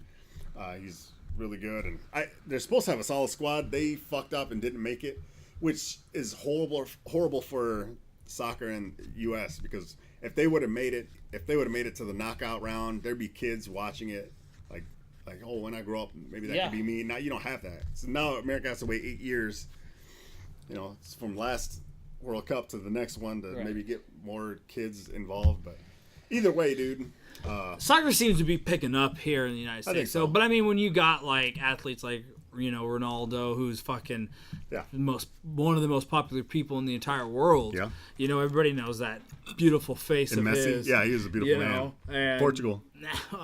He just signed with the new team as far as that goes. But I don't know where at and stuff. But yeah.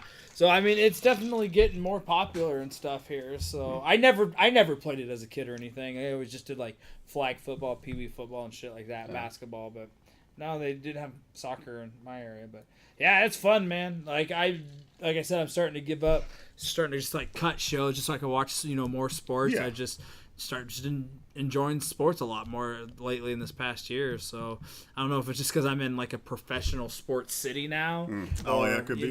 That very well could be, or if I'm just paying attention to it more for whatever reason. I don't know, but it's a lot of fun. And you got into Wimbledon. Dude, I love tennis, man. I just love I just love all sports. They're just fun. I love to play. I play tennis a handful of times. I'm not good at it, but yeah, I watch all the Grand Slam. It's just, the French Open, Wimbledon, the Australian Open, and the U.S. Open. And so yeah, man, I watch it, and it's like 2 or 3 weeks long, the Wimbledon, and I remember you complaining about it. It was like last year, a couple of years ago. It was like you wake up, you can't watch Sports Center because they're showing the Wimbledon. So yeah, I'll watch it in the mornings, and I watched both the full match of the men and women's championship. Okay. And so Serena didn't bring it home, which sucks, but she just got, I think, too hot, too late. So who won it? Angelique Kerber. She hot? She's all right looking. She's from Germany, I believe. But the motherland. Makes sense. Yeah, and it was great. Novak Djokovic won for the men. Okay. So where's he from?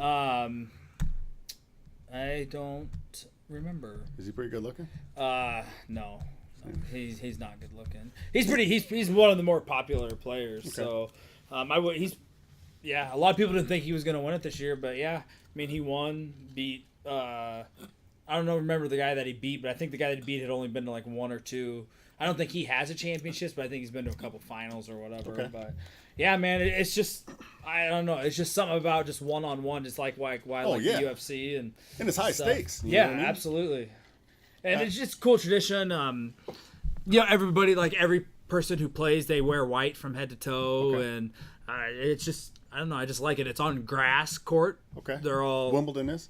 Yep. That's in England, correct? Yep. Okay. I got that right on a trivia question once about trivia. Yeah, it's awesome, man, and it's great because by the time the championship games, they play on center court, and they have so if it starts raining, they can close, like it's an open roof. Okay. And so by the third week, the court just looks like shit because it's all torn up. But I like that, Yeah. And so yeah, it's awesome. Just like I believe the French Open is on clay, if I'm not mistaken. So typical French behavior. Oh, yeah, man. Not playing on cheese. It's just awesome. Like I said, I love all sports. So yeah, I'll get into any tennis that's on. And dude, I like to play tennis. Like we have tennis rackets. We'll go to the base gym. They have those nice tennis courts, and we've played on there before. And I fucking have a blast. Yeah, I haven't played in a while. I would like to get back into it. Just like I said, even if it's just like for exercise and shit. Like I thought I could pick it up. Like, the first time I played, I was like, I'm okay at ping pong. Yeah. It's pretty much the same thing, but a bigger scale. And it came over, and I tried to do just like wrap it over, and I get to hit it. And I just launched it out way. Yeah. And I was like, oh, this is way different. Oh, yeah. So it's a blast, and when I play, I'm sweating my fucking dick off. Yeah. Like it is a workout, man. Have you watched the documentary with McEnroe and Borg? Oh. Pretty good? Oh, my God. Yeah, I'm not a big documentary guy. What? So... Get out! I love documentaries. Documentaries are probably my favorite. Right. I like a lot of murder documentaries and murder shows, but sports documentaries are... That's my shit, dude. Like you've seen Andre the Giant. Oh yeah. Andre the Giant. So shouts out to Spencer, and I can get into we don't have to get into this now, but allegedly we have an agreement that he has my Hulu password and I have his HBO password. Right. We had an agreement that he would give me his HBO password if I watched Silicon Valley on HBO. And I said, yeah, sure, we'll watch that. And we can get into that later. Anyway, HBO has phenomenal sports documentaries. HBO great documentaries in general. Yeah. But they have the Andre the Giant one, which is great. The Ric Flair one came on ESPN a while back. Yeah, 30-30. They got Robin Williams one for HBO just dropped. I have not watched that either. So I fucking love all those. Namath. Have you ever watched the Namath documentary? Oh, so fucking good. That one's good. Like I'll watch some that I'm like, this is probably gonna be okay, and I'm like, this is phenomenal. They have one on HBO with I'll just talk about a few that I've watched recently. So they had a Magic Johnson. He's the AIDS guy. Right. I'm just kidding. Everybody knows who Magic Johnson is. They had a documentary with him and Larry Bird. He's the white guy. The old white guy. The old white guy and the AIDS guy. Now everybody knows who they are. they have a documentary so fucking good, dude. They had a rivalry since college through the pros. They made each other better. They showed them the commercial they had and the rivalry and then the love they had in the end, and it's top notch. Hell yeah. Top notch documentary. I love sports documentaries. That was phenomenal. I love any kind of documentary like that. So they have a documentary about John McEnroe and he's a fucking Norwegian guy. Borg. Yeah. I'm probably way off, but they had a rivalry in tennis. Same kind of thing like that. Yeah, see, that was way before I ever got into it. Same here. I think this was like early 80s. Like I was. But anyway, that documentary was phenomenal too. It draws you. I don't even like tennis, and it's just like such a fucking solid documentary. I love that. Like I love those.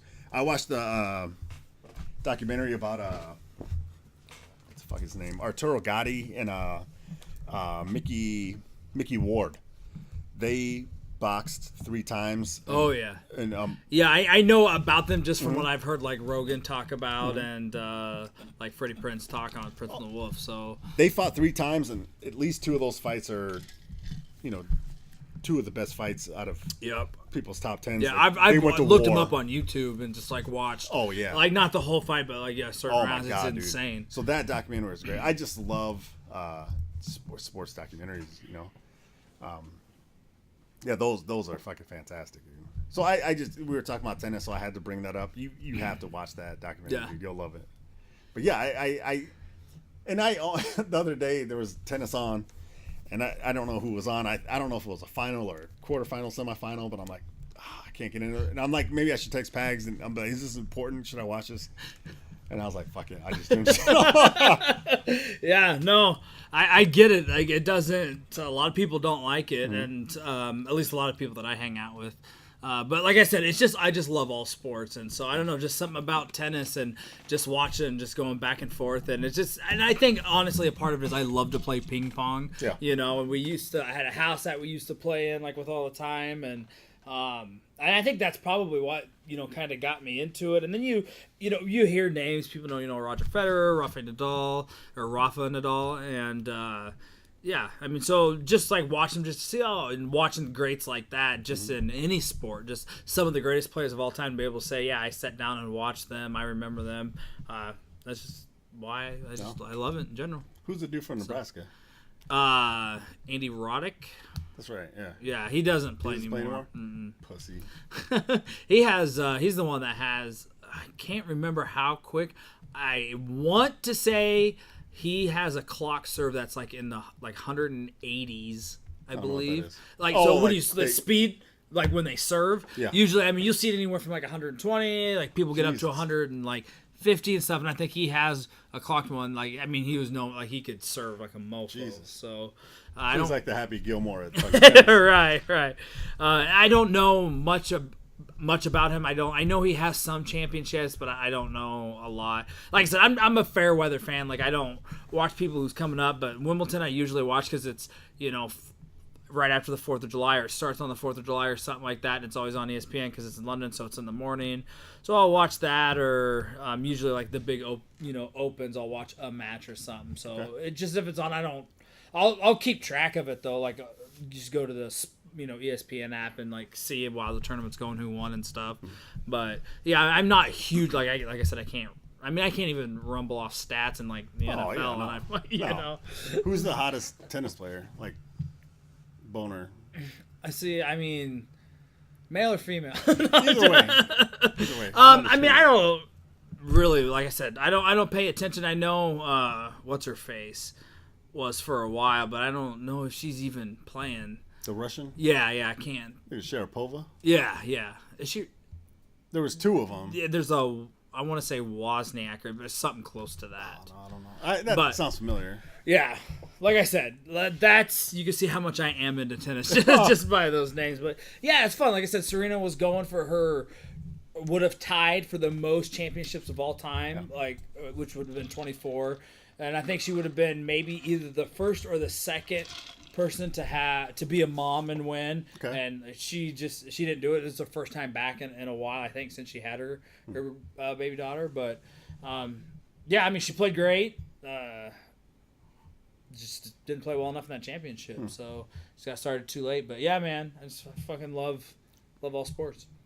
Do you think sports should be like, I know like in 2018, like we're getting rid of like political correctness. Do you think they should separate male and female sports and just have universal sports? Like, what do you mean, like men versus women type stuff?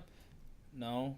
Like, I mean, like I don't think so. Like I saw this one thing and I can't remember who said it, but somebody was complaining like for the WNBA, and they're like, I don't understand why we don't get paid as much as the NBA. And it was just like the total profit that the NBA was like. Yeah. I don't remember what it was, but it was like billions. Yeah, the NBA over the WNBA was like billions over. I'm like, well, that's why. Yeah. Like, it's just, I mean, men can just play at a higher level of sport depending on. Whoa, Jesus Christ! Depending on what the sport is. Yeah, I mean, I would watch male versus female in tennis. That wouldn't bother me. I feel like they could do that, but I don't think. It should be 5 women versus 5 men in like an NBA game. Why not? It would just be pure dominance. I think you take the worst men in the NBA and the best women. I still don't even think that's a contest. I just want to say, like, the thoughts that are coming out of Pagnasty's mouth don't necessarily reflect what's coming out of. This is not what Nasty and Friends podcast is about. Like, we care about women and we care about equal rights. Absolutely. So you think women should, in the military, they can serve and they want to be in infantry units and ranger units, but you don't think they're good enough to compete in? No, they could be in those, but I mean, if they want to do it, they go ahead. I just don't think. I think they'll just get owned. If you want to combine them, go ahead, but I don't think. Now, if they do that, are you saying like 5? Let's just take basketball, like 5-on-5, or would it be like mixed? It would be mixed, dude. It's just mixed. So just I think the way I see it is. See, I was saying, I thought you meant like like the Lynx versus like no, absolutely not. No, the way I see it is, all right, women, they're equal to us now. Okay. Right? Yeah, we don't have to pay for dinners. Like, everything's supposed to be equal. Okay. Like, Bill Burr has bits about this, like, if we're equal, we're fucking equal. Right. Like, if we're on a boat that's sinking, it's not women first or whatever, we're equal now. Okay. If you want to be in combat units and you want to be in Ranger and Special Forces units in the Army, it's equal now. So, like, now, instead of having the WNBA and the NBA, you try out for the NBA. You just have, like, just a regular, just National Basketball League. Right. And just if you want to be a UFC fighter, there's no women and men. You fight at 135, you fight at 135. Oh. So if it's equal, it should be equal. Okay. Right? Yeah, I agree. I see what you're saying. Okay. I mean, I'm not saying like a women's WNBA league plays a Golden State Warriors. That's just the way I see in my head. I mean, I still, even if you did all together, I mean, the tryouts. Okay. Mm-hmm. I just think you would just get a lot of all-male teams. That's sexist as fuck. You're coming off real sexist right now. And I want to say, I'll just go on the record and apologize for Pagnasty because. What do you think? You think in the UFC, you think men and women should fight? 135 versus 135, straight up. I think that would sell a lot of tickets. Seriously. And I think I don't know, there's something about, like, even if, okay, so. Yeah, I know where you're going, but I want to hear it. Okay, yeah, so even if, in the 100%, there are definitely some women that can beat men in the UFC. If we're just talking strictly UFC, 100%. I believe that. I think, like, the top athlete, women in the UFC could beat, like, maybe, like, the lower end.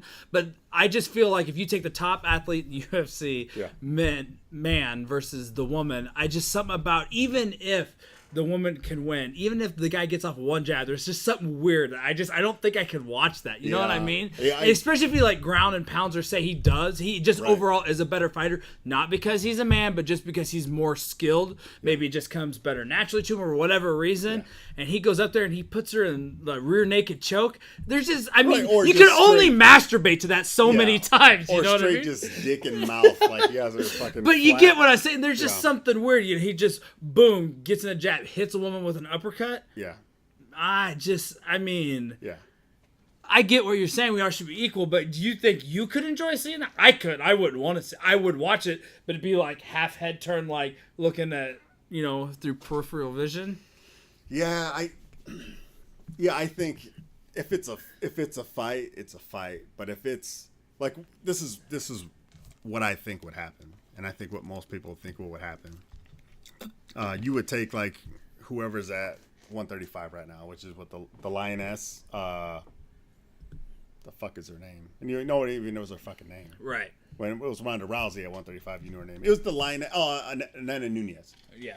You take a Nana Nunez and you put her against the 135 champ, which is I don't even fucking know, Dillashaw. No, I'm sorry. It's I didn't think he was that small. He might be 125. Anyway, you could take. I think you could take the 145 champ Cyborg, and you could put her against Mighty Mouse, who's at less weight than her, and I think it would still be a bloodbath. It wouldn't even be close. He's so much quicker. I think just because we're built different. So unless it was a fair fight, I think it would be tough to watch. If you just put like Cody No Love in there with fucking Amanda Nunez, and he would just tee off on her and just do whatever he wanted, it would be a massacre, and then it would not be. It would be tough. You'd have hair and titties bouncing and blood all over them titties. It would just look like an assault. So it would not be good for the sport. It wouldn't be good for anybody. But I don't know, man. But like, equals equal. Equals equal. No, I see what you're saying. Yeah, I can't. That completely went over my head when you were just like one league. I just like, because I just feel like, I mean, a lot of women just wouldn't make the team just in any sport. And the thing is that you can't really do baseball because it's like softball, baseball. Right. I guess unless, I mean, you could. There's a lot of people who do play fast, men. Mm-hmm. So I mean, I wouldn't, see that if you want to mix that up because that's really there's not contact there. Yeah. So that wouldn't bother me. The football would just be just as bad as the UFC. Like, if you allow women to play in the NFL, and there's full contact women's leagues, 100%. And I'm not talking about just a lingerie ones, you sick fucks. Are they allowed to try out for the NFL? I don't think so. I mean, maybe. I guess I don't know for sure, but Do you think they should be allowed to try out? Yeah. Yeah, if there's somebody out there who wants to prove a point, a woman, and she wants to try and make it in the NFL, that's fine. I mean, they've had women kickers and for college and NCAA. Yeah. Wasn't there a woman kicker for Colorado that one year? I don't know. If I remember, I don't think she was that good. Is that a movie? That might be a movie. I think that's a real. Maybe it was a movie based on the real thing. But yeah, I want to say she was because she like kicked barefooted. That definitely sounds like a movie.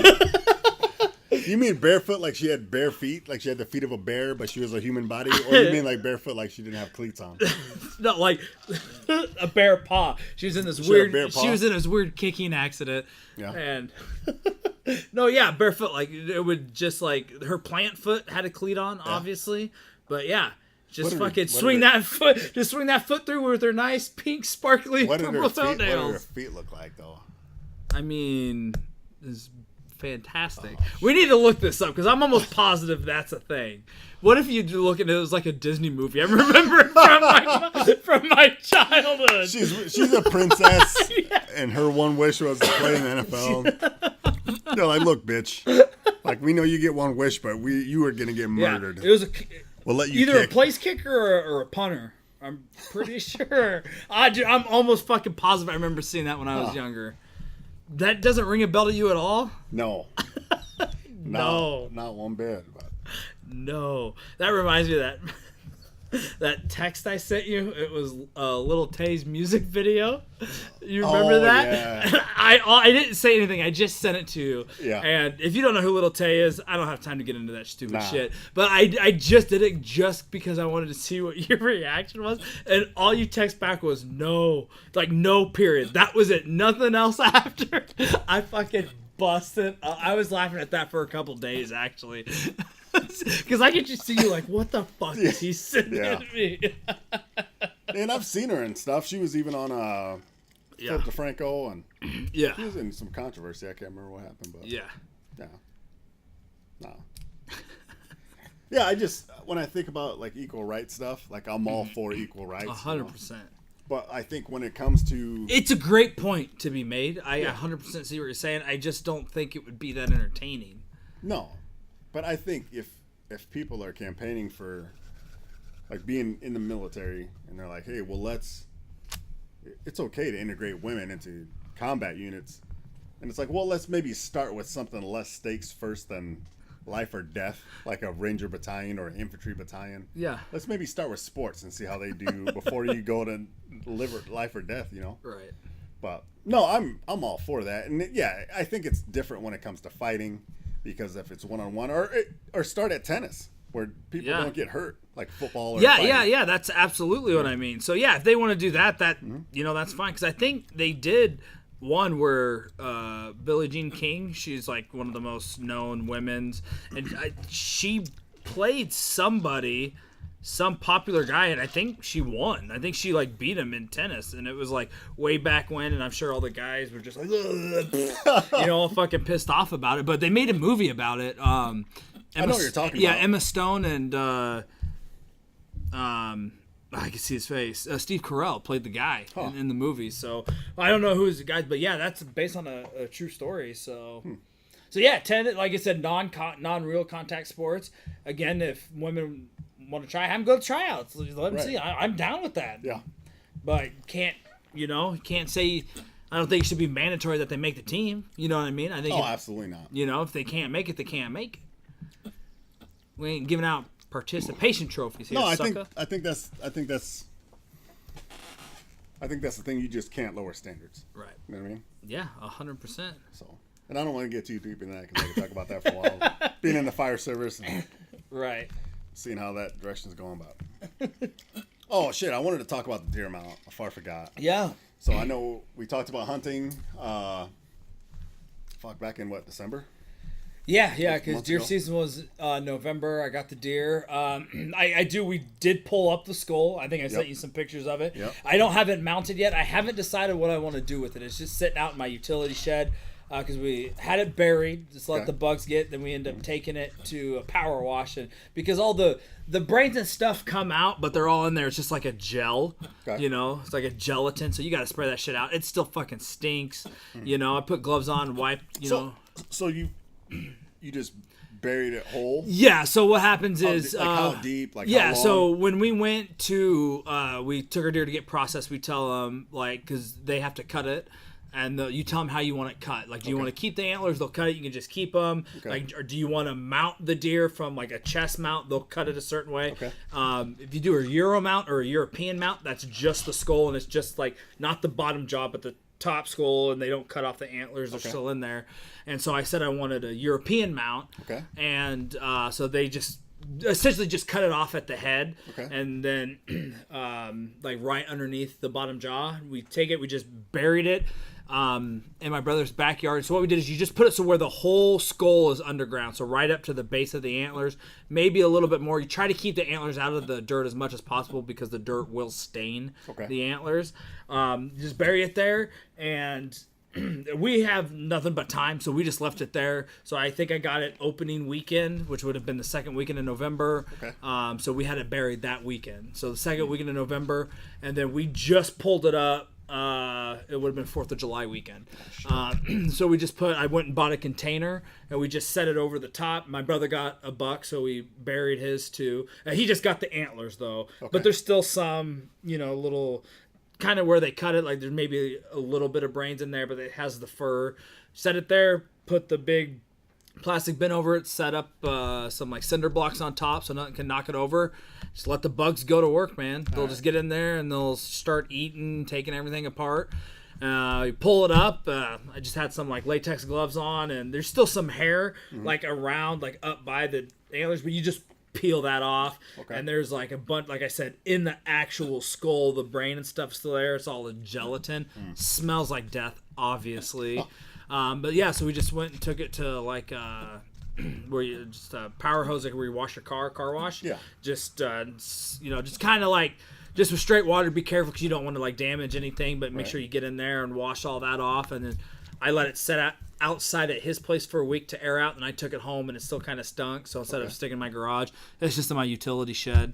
So that's where it's at. One of the teeth did fall out, but we just glued it, just super glued, threw it back up in there.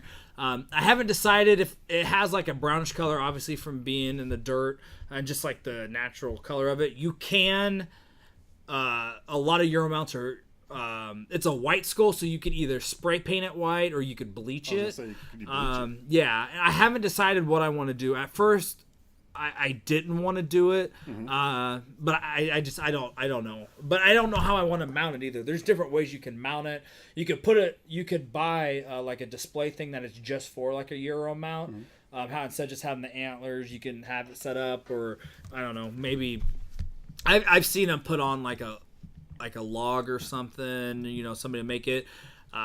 I don't know. I might take it maybe to somebody and have them mount it for me, or just might do it myself. I'd probably enjoy it more if I just did it myself. Yeah. But so I might just go to Cabela's, but I just have to decide if I really want to either bleach it or spray paint it white. I think if I end up doing it, I would bleach it. I just feel that would be better than just a spray paint look, But yeah, so it's just chilling in my utility shed, and maybe just there's still some stuff on there. Maybe just like let some ants get in it or whatever. So. Well, plus if you bleach it, that'll kill everything. Oh it'll kill the smell. Yeah. Versus spray painting it. Yeah, I mean it'll eventually, like I said, air out. But yeah, that's where I'm at. I mean, I was excited to open it up. It looks good, and maybe just go in and just pull whatever loose teeth are, super glue it, and make sure I don't try to break like the nose of it and stuff. Yeah. But yeah, once I decide what I want to do with it, then I'll probably try to get it done within this year. So I'm in no hurry for it. So I keep telling JPEGs I want to put it above our TV, and that's a solid no. So, but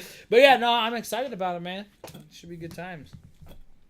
Yeah, that's awesome, dude. Yeah, I'm gonna miss opening weekend of deer season this year because my cousin's getting married in Texas. When's opening season? It's the second weekend of November, so it's November 11th, I think, is that Saturday. Okay. I have to get our permits yet, but yeah, I'll get them and go that last weekend. Hopefully, get something. But I mean, we're still eating on deer. Brought some deer steaks. I think we're gonna fire up tomorrow night, hopefully, and or tomorrow afternoon or whatever. But yeah, I'm still eating on some deer meat, which is good. But good times. That's awesome, dude. Yeah. Yeah, we'll eat those deer steaks up, and I can't wait to see where you mount it. I don't know why JPEGs has a problem with you mounting it above the TV. I don't either. Maybe above the bed. like Mount above a mount, you know what I mean? Yeah. No, it'll probably just go in the basement, which is fine. That's where my other antlers are. So, but yeah, I'm pretty pumped. Like I just got to decide, like I said, for sure on how I want to do it and stuff like that. So we'll see. But the rack was just as good as I remembered. No, that's awesome, dude. Yeah. Have you seen, I know, like I said, you're into like the horror movie stuff. Have you seen the first Purge yet? Have you got a chance to look? I've heard some people say it might be the best one. I've also heard other people say it's complete trash. Oh, no shit. That's always how it is. So, right? I guess it seems like that it'll be good. Somebody was saying, I can't think of her name. Her name's Candace Thompson or whatever. She's on Rogan. And she calls it the Black Purge because it's just like all black people. Oh, yeah. And this is the one that, this is like, it's supposed to be the first one, right? Yeah, it's called like the first Purge. Okay. So yeah, it's like how the Purge became. Because I think in the first movie when it just came out, it was just called Purge. Yep. See, like, I don't like scary movies, but I think, or horror movies, I think I would enjoy those. Those seem like ones I would. Wait, you haven't seen them? No, I haven't seen any of them. You son of a bitch. And so I think I would actually really enjoy those type of movies. Just those movies, like the black movies. Yeah. Yeah. Jesus Christ, Pags. First you're bashing women, and then you're like, those people movies. Yeah, man, I might enjoy them. No, those kind of movies. Oh, gotcha. Yeah. Okay. Dude, no, I as a horror movie fan, like you know me, they're not like horror movies. They're Right. more they're considered horror movies, but they're not scary. They're just violent. Right. Which I love violence. Mm-hmm. You mix that with sex, then that's That's life. me. That's just normal life. The first one I remember I was real hyped up about because you see the trailer, and I think I still remember the trailer. It starts out with the warning siren that wah wah wah, attention, the annual purges, and then it goes into the trailer, and you're like, oh, this is fucking a great idea. Like, Right. when are we implementing this? Yeah. The first one wasn't. I thought it was good, and it had Ethan Hawke in it, if I remember right, and the story was great. Like, the premise was really good, and then the execution wasn't that good. It was mostly in one house, and then I'll fucking spoil it. It's probably 8 years old. Right. This kid sneaks into this house. Was that the first one, or was that the that was the first one? second one? Nope, that was the first one. Okay. This kid sneaks into the house that's protected, and these people are like, "Hey, we don't have a problem with you fucks, but we're after somebody, and they're in your house. So you either let them out, or it's gonna be a fucking problem." And then it escalates from there. So the Purge, just to make sure, it's 24 hours, anything goes, right? It might just be 12 hours. Okay. I think it is 12 hours, but Okay. whatever. Yeah, but that's it. That's And the it premise. only happens once a year. Once a year. No, And it's a national, like, federal thing. Yeah, you could do anything you want. You don't get in trouble. Yep. Okay. So the first one I thought was okay. I thought the second and third one were better. Oh, okay. But I still think those could be better. So I wouldn't be surprised if this one is better than the other three. Okay. Because they're not like great solid Right. movies. They're more just action, entertaining movies. But they are. Yeah.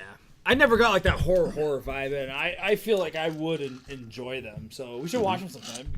And they get kind of political, and no, they're pretty good, dude. Isn't one of them political? Isn't it like one they're trying to kill? The politician who's trying to fight against the purge, I think. Okay. That was the last one. But yeah, no, they're good. They're ultra violent, and yeah, they're pretty exciting. Like, I'm interested in watching it. I saw a meme like a week ago, and it said, I want to watch a realistic purge where it's like the morning after. What did it say? It's like the morning after, and you got to go into work. And then everybody's like, "Hey, and you have to explain why Bob's missing is because you killed him last night or something like that." It was way better. Right, than like the aftermath Yeah, the type aftermath stuff. was like- Yeah. Where's Kenny from Sales? Oh, well, I killed him last night during the purge. Yeah. You have to explain to everybody why you did it. No, the premise is great, and it's yeah, great. it is a great premise. Yeah, and it starts getting into it's not really fair because politics has a big side of it, and they have kill squads that are killing certain people, so it gets kind of crazy. But of course, it would be Oh, yeah. politicized. That's how everything is. yep. But could you imagine like a small town in Kentucky, like how them fucks, Oh yeah. Yeah. So like in the first one, like the Ethan Hawke's family, they live in a well-to-do neighborhood, and they have like these gates that come down over everything and lock like a secure perimeter kind of deal. Then you have your squads that are out there like targeting people, and then you have your people that are like just rogue villains, like killing anybody they can, kind of thing. So do they? I would be curious, just to especially watch the first one, just to see like, because it explains how it all became. Like, do they give any inclination for that in the original one? And there's 3 movies. The first one, it doesn't. It just like the way I remember it is, this is just a normal thing in America where this is the purge. It's the annual purge. It's the beginning, and this is what happens. It doesn't go into the background or whatever. So going back, like this will be the first one. This one will explain how it got started or whatever. Yeah.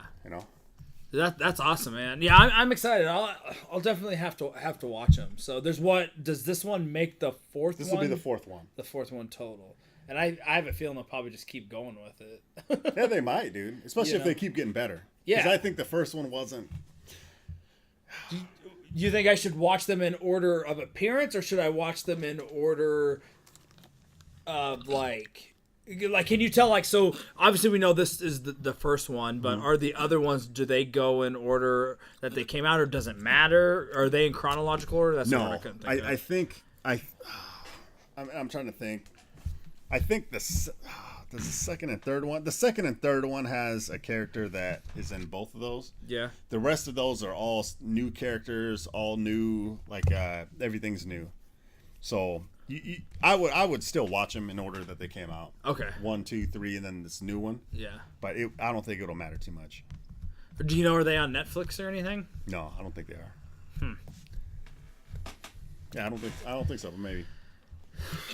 Maybe I'd probably find them somewhere for sure. But yeah, no, I would, because like, I don't know, just horrors. We've talked horror movies, I think, every podcast for the last however many. But yeah, I'll definitely have to check them out. They just, like I said, I was gonna say horror movies just never really appealed to me, and those never came across as like a horror movie. No, they're just ultra violent, and I like my ultra violent movies. You know what I mean? Like, you got those. You have your Texas Chainsaw Massacres. Leatherface came out, I think it was 2017. That was pretty good. Yeah. Ultra violent, which I like. Is there a new horror movie coming out that you're excited that you've? You know, Hereditary. It was on my radar, and I was gonna watch that, and then it left the theaters real quick. So me and my daughter went to see the Avengers instead. But I still want to see Hereditary. They say that one's the best one that's came out in like a year or two. Still haven't seen it. Nice. And it's not in the theater anymore. Is that related to any other horror movie, or is it just a standalone movie? It's a standalone movie, Okay. but it's supposed to be really, really good. I think for me, the scariest ones are like the ones with like ghost or paranormal stuff. Right. Yeah, that's stuff I don't like at all. Yeah, those are the. Those are I'm the a scary bitch. And I'm trying to think of the last good scary movie I watched, because when my daughter was here this summer, she just left a few days ago, but she's watched every fucking scary movie. Yeah, I remember. Already. Yeah, you've said that before. So we watched some ones we've both seen before, but like The Conjuring 1 and 2 and Sinister 1 and 2 are probably the best ones. And then Insidious Chapter 4 was good. And that one's kind of weird. You probably haven't watched any of the Insidious ones?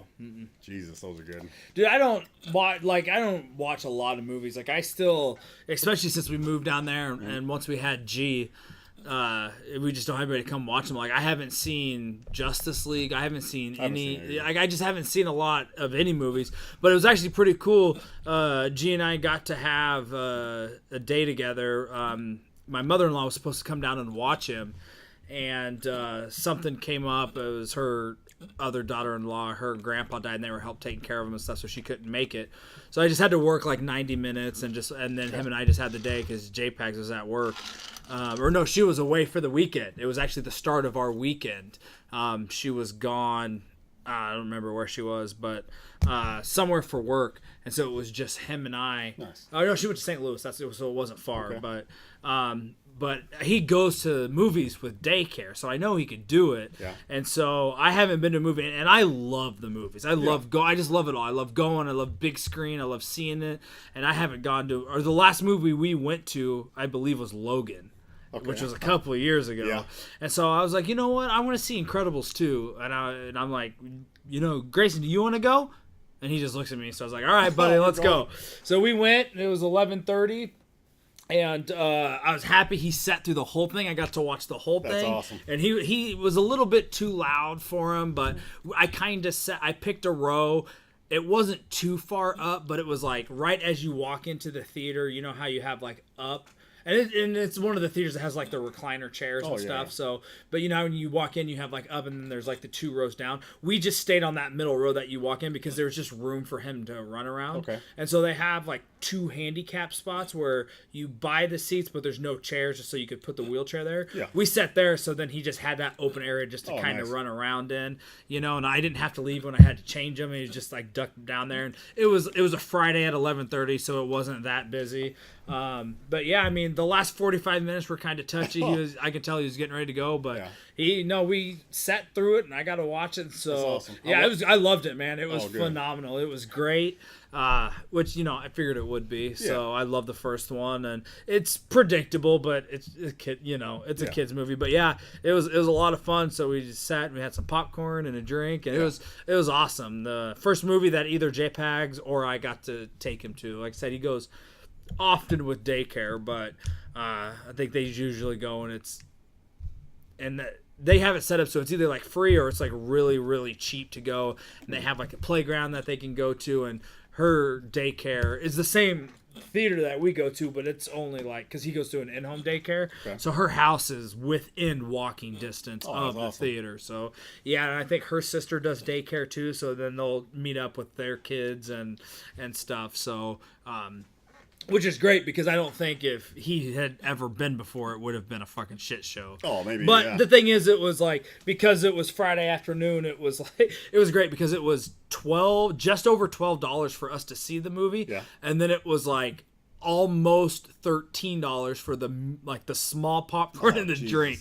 But yeah, I was like, you go to the movies, like I usually don't get popcorn. I usually just take in my own snacks and maybe get like an icy or a slushy or something. Taking your own snacks. I mean, Jesus allegedly. Jesus Christ. But I read a YouTube comment once that it was on a vlog that I was watching, and somebody was taking in their own snacks to a theater, and he's like, comment below. He's like, what do you like to sneak into the movie theaters? And I just like to read shit like that. And somebody was just like, the best thing I ever snuck in was a full-size pizza and a 2-liter Coke. Thank God for huge hoodies. And I could just imagine like a boxed pizza. Oh, yeah. Could you imagine just sitting in the theater next to somebody sits down and they just pull out this pizza, set down? 100% I'm asking for a slice. Oh, yeah, if they sit right next to me, be like, you can't get a slice of that? You know that cheese is sliding down. Yeah, it's exactly. heavy on one side. Dude, I love them. Like, I'm a movie guy. And you know that. Yeah. Like, I don't, like, TV shows are tough for me to get into. Yeah. I'm a movie guy. I love the movies. I read a thing, I think it was today or yesterday, and it said movie, like movie sales, like Blockbuster, whatever they call that, ticket sales are the lowest they've been since like 1995. I don't doubt it's so fucking expensive. It's expensive as fuck, but at the same time, like, movies are better, movie theaters are better. Yeah. I remember when I was in, I went to Budapest, on leave from Bosnia, and this was 99. So I was like fucking 20. Mm-hmm. And we went to see like the first mission, one of the Mission Impossibles. That's, I think, the only one I've seen. But I remember they were selling beer at the theater, and I was like, "What the fuck is this? Like, why don't they have this in America? Right? Like, this is fucking stupid." Now in America, you have most theaters, they have the lounging seats. You have more room. You have a bar. You have food. Yeah, they were promoting better than ever. They were promoting, like, at the theater that I was at. There's a newer one that they just built in my town, and they were promoting. They're like, just go and hang out, even if you don't go to the movies. Like, it's that type of a place. Oh, yeah. So yeah, I mean, it's great. I think was that you that was telling me, like, on the podcast once, that where you order food and they like bring it to you and stuff? Like Alamo. Yeah. That's what I thought. But yeah, man, I know for sure when G gets older, and if and or when we have however many kids we have, if when they get older and stuff, we're gonna be going to the movie back. I want to get back into going to the movies because it's so much fun just being in there. Oh yeah. And you're there, you're like, fuck, this movie's too loud. I gotta turn it down, but then they don't, and you just get used to it. Yeah. And yeah, man, it's awesome. And like you said, movies just get better. The screens are getting clearer. Yeah. Definition's getting better. Oh yeah, you got these fucking IMAX and then the DLX or what, I don't even know what that stands for. The dynamic, whatever. I've always loved movies. I love going to the movies. It's an experience. You know what I mean? Yeah. There's something, and this is something we don't have to get into right now. We can't get into it now because I haven't tried it yet. But you have a thing about popcorn, right? That we have to try out. But there's something about movie theater popcorn that's so much better than any other popcorn you could get. Absolutely. I remember when the theater's not even in there anymore, but I remember when we were younger. Hey, do you just want to take a break? Because I got to re-up on my drink anyway. Oh, yeah. Yeah, let's just take a break, and we'll come back. We'll talk about movie theater popcorn. Okay. Yeah, I want to talk about it. Yeah, absolutely. I'm like deep into it, but I'm like, I got to pee so Yeah, no, we just take a break. We got that pause button, cuz. All right, peace. So, as I was saying, I just remember when I was younger that we would, I just remember people, when I was standing in line to check in, people would just come in, buy popcorn, like they wouldn't even go to a movie.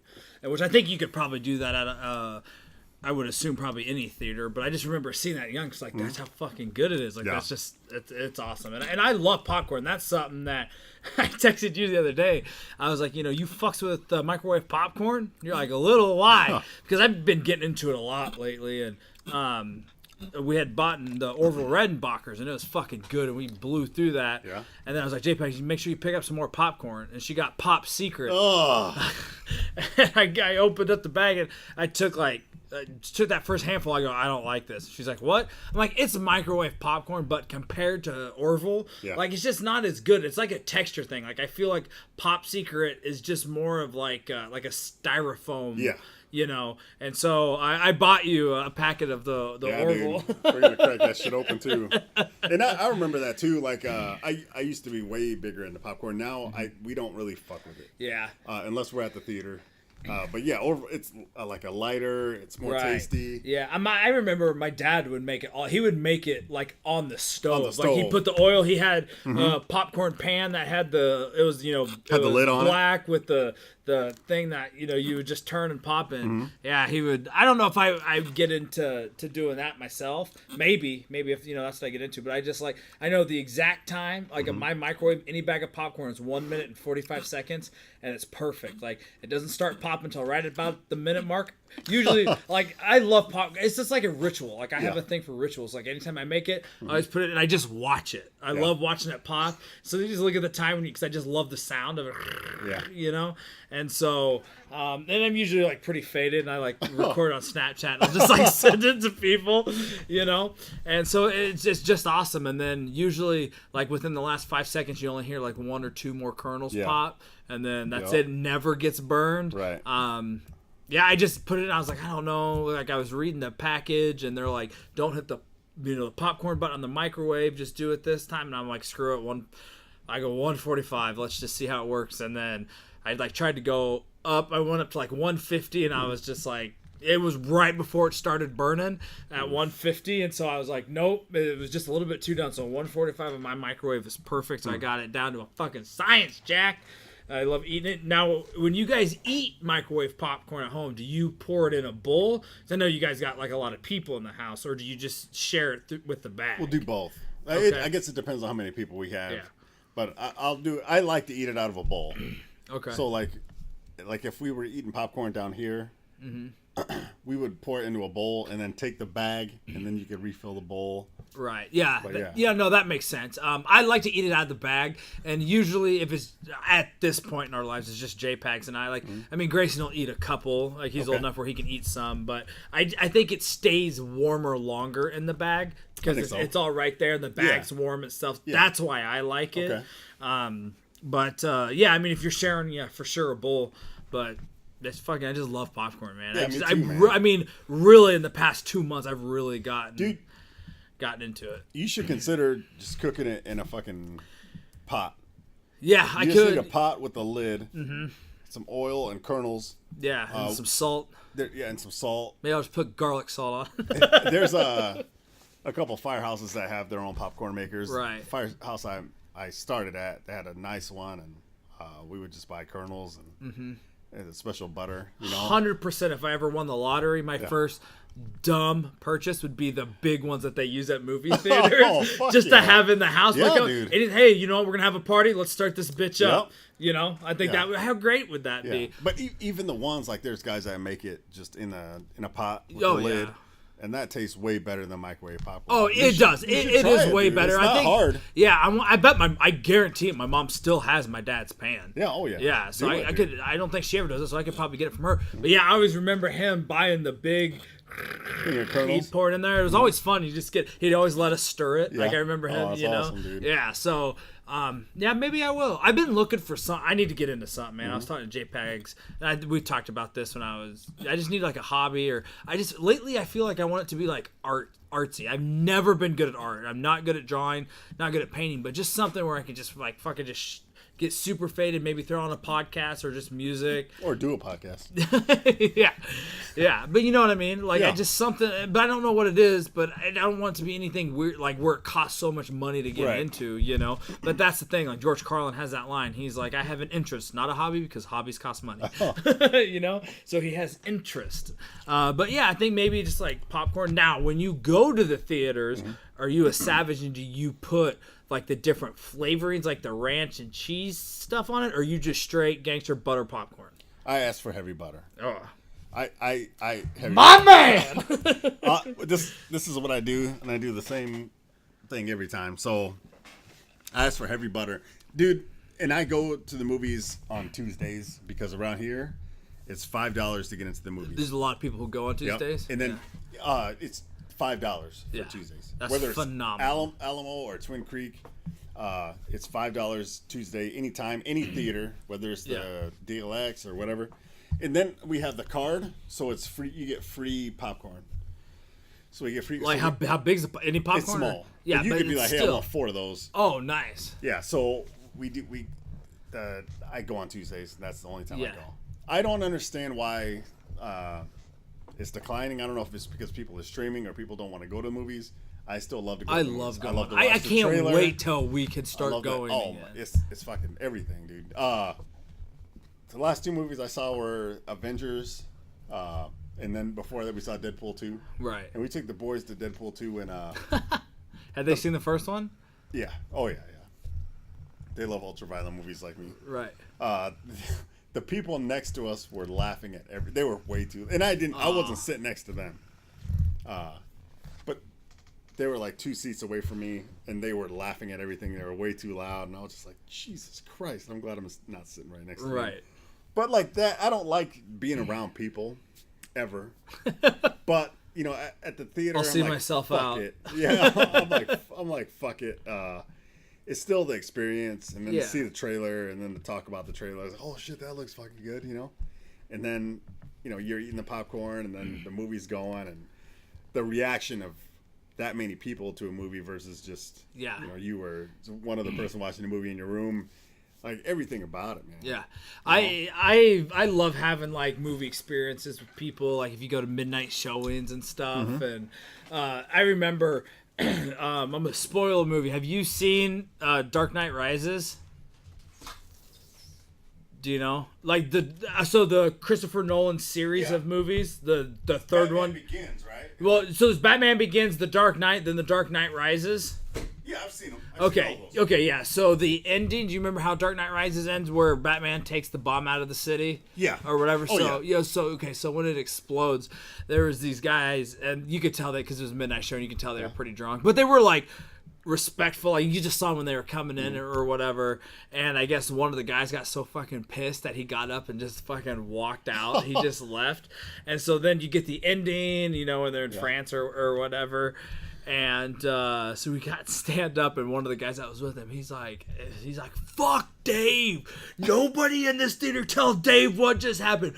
Fucked him for getting pissed off and leaving. And everybody's just like busting up because just like, you know, as the credits were rolling and shit. So shit like that. I've never been in a movie theater where there's been somebody who I was super annoyed at because they kept yelling at stuff. No, me neither. But I have been next to fucking somebody who was like down a couple rows and just over who kept getting on their cell phone. And that fucking pisses me off because even if you're like underneath and it's a glow, it's that dry, because then my attention is pulled away. Yeah. Like it's so annoying. I fucking hate that. Well, they have the Alamo. Like, have you been to an Alamo theater? Is that the one like with the big recliners and It's the just full the brand. bar? They have one in I think that's what's they have in. one in Kansas I think City. that's what's in my hometown. Okay, I know for sure. They Maybe have I've one seen in, it. It's not super fancy, the one that we go to, but They have one in the P&L. okay.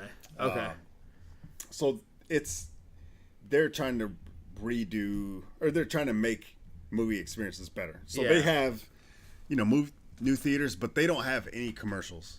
So like before the Oh really? Yeah. That makes me happy because I fucking hate commercials at movie theaters. Dude, my worst experience was just maybe a year ago. We went to the one where you could eat before, and I'm like, oh, this is fucking perfect. What happened was It was like you can order food as long as you pay for your tab before the movie starts. We get there like 30 minutes early. We order food, we order drinks, and then we end up just watching like a couple quizzes, you know, and like a couple like, oh, who's in this movie? And most of it is commercials, like the fucking shitty ones, like where the guy's like the fake car commercials when there's like fake people like, oh, this is a new Chevy, right? Yeah. And it's like, oh, wow, this is great, you know, like, yeah. I'm like, why the fuck? And we're paying for this. I don't want to watch any commercials. No. So we're just watching commercials, and I'm like, I'd much rather be quiet and we could just talk like normal people. Like I hate commercials. Yeah, they started doing that. The one that we went to when we went to Incredibles, they didn't have. Now that I think about it, they didn't have much. It could have been maybe I was just like with G, like I just wasn't paying attention. But I don't remember that many commercials. Oh, it was terrible. Which I hope they do, because I remember the first time I went and they showed a commercial. It wasn't that many people, but I yelled, I go, what the fuck is this? Yeah. I was so angry. Like, I don't come to the movies to see commercials. No, I wrote a letter to the like comments. Good. And the thing, because I'm like, we came here 30 minutes early so we could eat and then, you know, enjoy the movie. I don't want to watch commercials. Like, don't show anything. Yeah, can I also say I love that you're the comment box guy? Yeah, I comment box. I love that shit. They didn't comment me back, but bastards. Anyway, so Alamo, like, they don't do any commercials. They do you know, Trailers is different. Like, I love trailers. You want to see the trailers. Yeah, because I always, I love going to movies early. I like getting there, even if I don't order anything. I like sitting there for like 15, 20 minutes early. Oh, yeah, and that's what it is. You There's know, like 8 fucking trailers. She's like, you don't need to be here that early. I'm like, it's the whole experience. You sit there, you get your seats, you fucking be a creeper, you see who's coming in, and you judge those people as they're walking in. Oh, yeah. Like, it's the whole thing. And you always get that weird thing when you walk in, people are judging me, good, fuck them. I always stand up taller and shit, you know?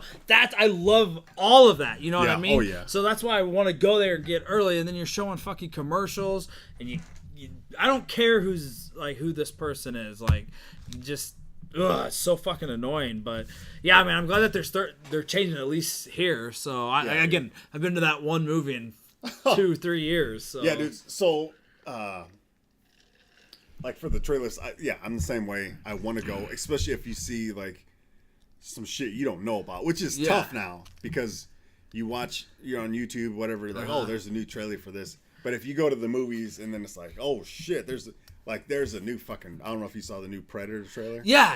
I saw so I haven't seen the official trailer, like I think which is the most recent one, but I showed it to you last time we podcast, remember? They just announced it, I think, that day, and I was like, have you seen this? You're like, oh shit, really? So it was just like one where they only show like 4 or 5 little scenes, but it's gonna be fucking awesome. But if it's something like that, like where you don't even know, like you didn't even know this movie was coming out, right? Yeah, like that is fucking awesome. Yeah, it's great being surprised. So the movie theater that's by my house that I go to is awesome. It's got the leather recliners. You get the button. I take my shoes off, my socks. I never wear socks. I fucking just lay back and I fucking enjoy the movie. But there's a full bar, but you have to go to the bar. So at Alamo, and they have Alamos in different cities. There's no commercials. They show like game shows from like Japan and weird shit. Like before, it's entertaining.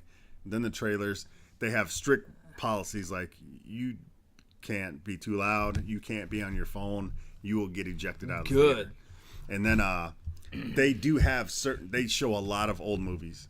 So they'll do like a Pulp Fiction like quote along, where you could yell and everybody quotes. I've never been to any of those. Oh, dude, we should do that. Yeah, we should like a podcast. We should maybe like take like a Friday off or something. Like the whole day, I'll come up and then we can go Friday afternoon and then we can come and podcast it. Like one of those weird, funky ones. That would be fun. But they have like the super popular movies and they have it. It's called a quote along.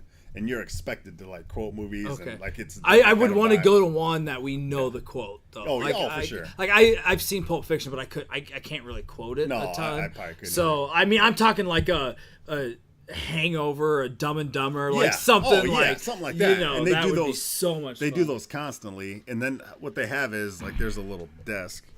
You have a pencil and a paper, and you just write down like one Bud Light. One bottle side of nachos, and then you put it in the thing, and then somebody runs up, and they like running. Would you like to have that job? The person who runs up? Oh, absolutely not, dude. I'm 6 foot tall, so like, right. I know. You'd be like, just have to like army crawl. But yeah, like you don't have to. And we went there. We went there to see. Fuck, we haven't been there in a long time. It was Split, so that was a year and a half, 2 years. You know what I'm talking about? Oh yeah. M. Night Shyamalan movie, Split. Yeah. We went to see that. Glass is coming out. What is? The new. Oh, the yeah, Glass, the yeah, one that's yeah. related. Unbreakable, and yeah, then Split, and then yeah, Glass. Okay. yeah, that's coming out. So they we just went to dropped see the that. trailer a couple days ago, I think. That was like at least $200 night. It was 6 of us that went to see that. And then when you're there and you're watching the movie, and if I got to go to the bar and I'm watching Avengers or something, I'm like, fuck, all right, I'll go to the bathroom. I'm gonna get 2 beers and I'll be back. And I sip my beer. Right. When people are bringing you anything you want, like, oh yeah, get some. I want some mott sticks. Because they run up like crouched. Right. They grab the paper and they get low. There's like a little light. Like, okay. A minute later, boom, they sit down. They run back like squat run. Dude, that's phenomenal. Yeah, and they fucking, here's your Bud Light, here's your mott sticks, and then they fucking sneak off. Can you order OTPHJ? Oh, I think so. Is that on there? I wonder what that. I might just be in like Asian countries, but Could you imagine? Oh, okay. like, oh. No, yeah, I can't fucking wait to start going back to the movies, Yeah. man. I am fucking pumped. Yeah, and I told you, I think it was today or yesterday.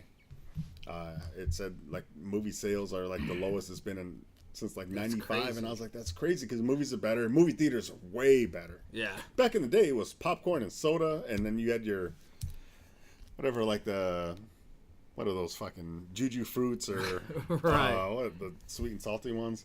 No, I mean they have full bars, which is you would think would bring more people in. Yeah. You know, and they have specialty drinks. They have the deals like a couple years ago when I didn't do it this time, but when the Avengers 2 Age of Ultron came out, I saw the first one.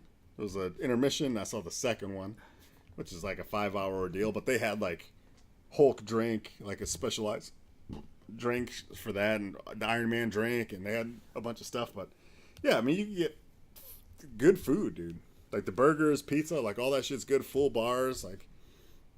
But it's expensive as shit. Oh yeah. And that's the thing. Like, even if you get into a ticket for $8, you get 5 people. And that's $40, and then a popcorn is $8. A soda's like $4, which doesn't make sense. Even in an arena, it doesn't make sense because it's not that. They're like, oh yeah, well you gotta stock it. Well, it's not that fucking hard to back up a fucking truck with kegs. Right. Beer shouldn't be $9. And even back to our first podcast, I said, beer in America should be free. If you're a veteran, it should be for sure free. Right. Like you go to events, and you pay $9 for a beer. Like that's. Yeah, I remember when we were at the Royals game. Vito. How much for beer? I don't remember how much for beer, but Yeah. Vito got up. He's like, "Hey, you guys want anything?" I was like, "Yeah, get me a mixed drink," and I just giggled because I knew. Yeah. And I just said it as just jokingly, like. Yeah. Part of me thought he'll more than likely get me a drink, but if he sees the price, he doesn't or whatever. Mm-hmm. So he got me. It was like I think it was whiskey, honey whiskey, but I think it was the Jim Beam 7-Up, and it was in. And I don't know if they just because Royals are celebrating their 50th year as a franchise this year, or their 50th season, whatever. And so I don't know if they came in like a mason jar, but it's a plastic, and it's short and big. It's fat. And it comes up, and he goes, "Enjoy your fucking $17 drink." Oh shit. Yeah. But it was one of those that said like 50th season and stuff. But again, I don't know if he bought that collector or that's just what the mixed drinks came in. But I mean, it was strong and it lasted me the entire game. But yeah, $17 for that. And I remember J-Pax came. She's like, "I think I got too much food," and she had gotten like the nachos, but then she spent like an extra $5 to get the KC helmet. But it's worth it because I use it as a cereal bowl now. Oh shit! Yeah. So it's great having that. And then she got like pretzels, and then she got like a big old fucking footlong dog. And I don't know. I go, Jesus. I go, did you take out a loan I didn't know about to get all of this? She's like, I was just so hungry. But it was great. But this is what you go there for. I mean, like I said, the Royals, like the tickets were $21 a person. Sure. Parking was like $16. Like it's cheap. Yeah. So yeah, we're gonna spend, like at least like if you go to like Arrowhead, if you go to football, the tickets are fucking insane. Oh, I bet. Dude. They're at least $50, even if you like regular season, even if they're way up. tickets at least $50, parking $30 if you don't buy ahead, and then all the food is fucking crazy insane. So I don't mind spending the money at Kaufman. So Can me and Cam go to a Chiefs game this year with you guys? I'm not going to a Chiefs game this year. That's right. You fucking jinxed them. But I will say that they're looking at the schedule. I think it's a Thursday night, and I think it's December 30th. The Chiefs play the Raiders. Okay. And I think that, Maverick, game. Spencer, J-Pax, I think they're all going to try to go to that Raiders game. Shit. So you guys are more than welcome to come. I'm not going because, again, right. I said I'm done with Arrowhead. Yeah. Spencer thinks he's still going to talk me into it, and I'm like, I'm not going. Like, you're not. Even if everybody comes back, I've said it a million times, or comes down for it, I'm not going to go. I'm not going to go back on my word. So I'll just sit there. I'll watch the game at home. I'll be fine. But yeah, if you guys want to come down, once everything gets in, like I said, it's a Thursday night. I don't know if you're on what your shift is like, but I think they are seriously talking about planning on going to that game. Okay. So I'm pretty sure it's the Thursday night. I'm just gonna put it on my phone, Chiefs game, and I'll hit up Spencer. Or I'll figure it out. But yeah. Yeah. So yeah, and I think they're talking about doing it big, like Vito bringing down his big smoking ribs or pork ass. Now I don't know if he's gonna do that at Arrowhead or what, but you know, dude. That definitely would suck to miss. But I guess gotta stand by my word, man. Yeah. That's all you. At the end, it's all you have. Your word. Yep. You know, as a man. And then this way we don't have to get we'll have G, so I'll be able just to hang out with him. So. Just drink. He should be old enough. He could maybe go make me a mixed drink. And it would be just under 2 years old. Make my drink, bitch. Dude, when it comes to that shit, I'm spoiled. I work. Yeah. I work at the arena for medical. Right. Which is great. Yeah. So you can go to any concert. Yeah. I mean, there's no you got to sign up. There's no sports teams. There's. I guess I've worked volleyball and I've worked the NCAA tournament, whatever, but it's not like a Husker game or Chiefs or Royals, but I see tons of concerts and shit like that. Yeah. So I don't ever go to things, you know what I mean? Right. So then when I went to, I took my daughter to a College World Series game. Yeah. And I'm like, well, this kind of sucks. Because I get spoiled working it. Right. It's when I'm working an event, I just worked Hall & Notes a few nights ago. I love that so much. I know. I worked that a few nights ago, and it was... I just worked Hall & Notes. It wasn't as exciting, you know what I mean? As I thought it would be. But it's more pop. It's not... They're old. Everybody knows Hall & Notes. Right. Well, not everybody. Older people know them. My crew don't go for that. Fuck it. There's a ton of songs. They've been around for 40 years. Right. But it's more pop. It wasn't that exciting. A lot of cougars. It was a cougar fest. So I was on high alert for my safety. Smart. But so when I work an event, I get porn star parking. I get in for free. I get paid to be there. And I could go anywhere. I was just say you get access. I could go anywhere I want. Right. Sometimes I'm working backstage. So it's there's no line to get in. So then when I actually go to an event, it's got to be what the fuck? This is what you people do. Yeah, I'm not getting the only benefit, which is a big one, is I could drink. Yeah, I was gonna say you can drink. But other than that, it's Jesus fucking Christ, So we went to a College World Series game. We tried to go to one, got rained out. Went to one. Just general admission tickets. No, we bought tickets. We bought tickets in section 114. Oh, okay. So, but they were 20 something bucks a piece.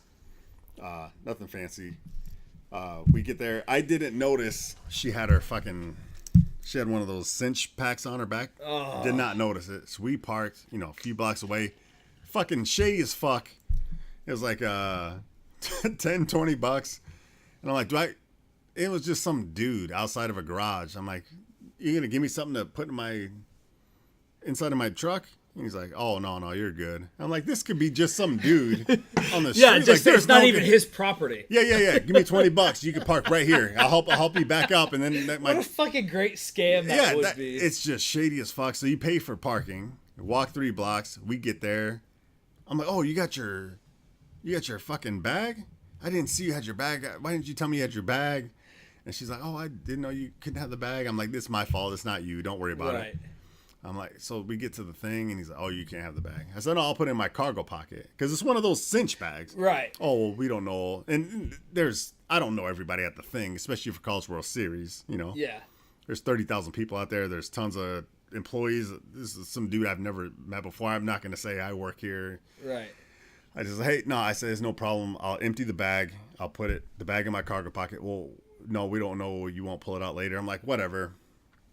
So then I'm like, you know, we're not walking back to the truck. Right. Like they're about to do the national anthem. Not that I give a shit about the national anthem, but right. The game's about to start. So I'm like, we're going to go to another gate. I'm just going to stash your bag. And she's like, she didn't want to empty her bag because she had like girl products. And then I was like, don't worry about it, whatever. I was like, do you want to get rid of your bag? She's like, no. She had a Phillies bag. Oh, She's from Philly. Yeah.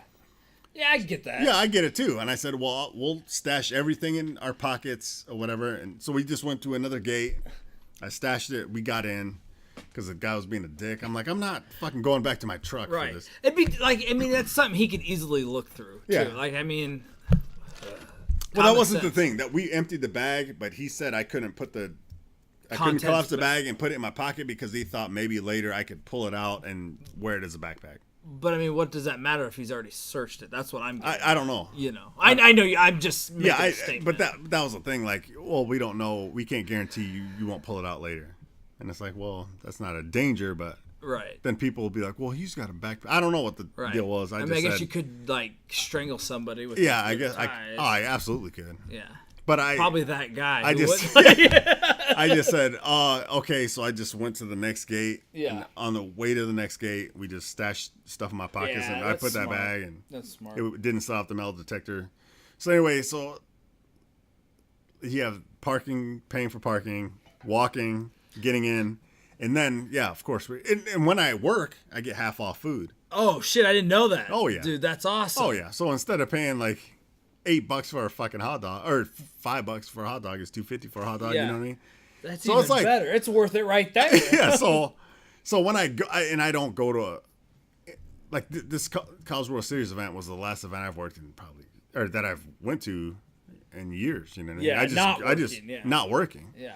So I'm like, this is fucking awful. You know, like yeah. So yeah, it was great, and my daughter had a great time, and I ran into a bunch of people I knew, and that was good. But at the same time, I'm like, this sucks. Yeah. Now I know you're working. Now, are you usually busy? So that'd be different. Like, yeah, you get all that. But if it's something where you can't even enjoy like a little bit of the show, that might suck. But you're not usually even that busy, right? I mean, I know it depends, but for the most part, and what I tell people, is it's nothing like working for the city, because we've had people, that are like firefighters saying, oh, it's bad for negotiations, and it's bad for why are you agreeing to work for a lower wage than we are for the city? Yeah. And I'm like, because we're not doing anything close to the, like, I'm working as an EMT. Right. We're not responding to fires or hazmat incidents or rope, or we're not putting gear on. Like, we're only responding as EMTs. Like, we're not, so it's not even close to the same thing. You know what I mean? So I said, yeah, we're going to work for a lower wage. The cops there, they're off duty and they get paid time and a half. We're not getting time and a half. We're just getting a lower wage. But at the same time, like, we're only working as EMTs. Like, we don't have bunker gear. Yeah, the cops should probably get that, because if there is the cops. I knew you were going to say that. But you know what I mean? There could potentially be in a shittier situation than you, but nope. No. All right, fair enough. No. So, but yeah, no, I know what you mean though. So I don't know what the deal with that. That has to do with negotiations. I just, like anything, like, I show up and I'm fucking ready. Like, it just like when I work at the firehouse, like, it could be an easy day or it could be the worst day of my life, and things could get real bad. Like, you could have a fucking bomb go off in the arena. You don't know. Right. For my experience, some events, yeah, there's events where like I don't get to see the show. Like I worked Kid Rock a few years ago, and it was an outdoor concert at the ballpark. Right. Outdoor concert. It was 105 degrees and people dropping like flies. They've been drinking since the day before. Yep. We didn't get to see any of the show. And there's events where, you know, people want Band-Aids, people want ibuprofen, you know, people get sprained Can you wrists. legally hand out ibuprofen? Yes. Because, yep. Well, I mean, you never know. You know what I mean? There's like schools who won't let people take like PB&Js because peanut allergies. I mean, I know it's simple, but I just didn't know like liability wise and shit. And granted, you're there, but just like if it's not an emergency type. Yeah, no, I get it. Yeah, if it's an emergency, we'll push everything. Atropine, epinephrine. If it's not an emergency, we'll ask them. Like, hey, are you allergic to acetaminophen? Are you allergic to Motrin? Are you allergic to Benadryl? Right. Well, here you go. If they say no, like we'll give it to them. You know.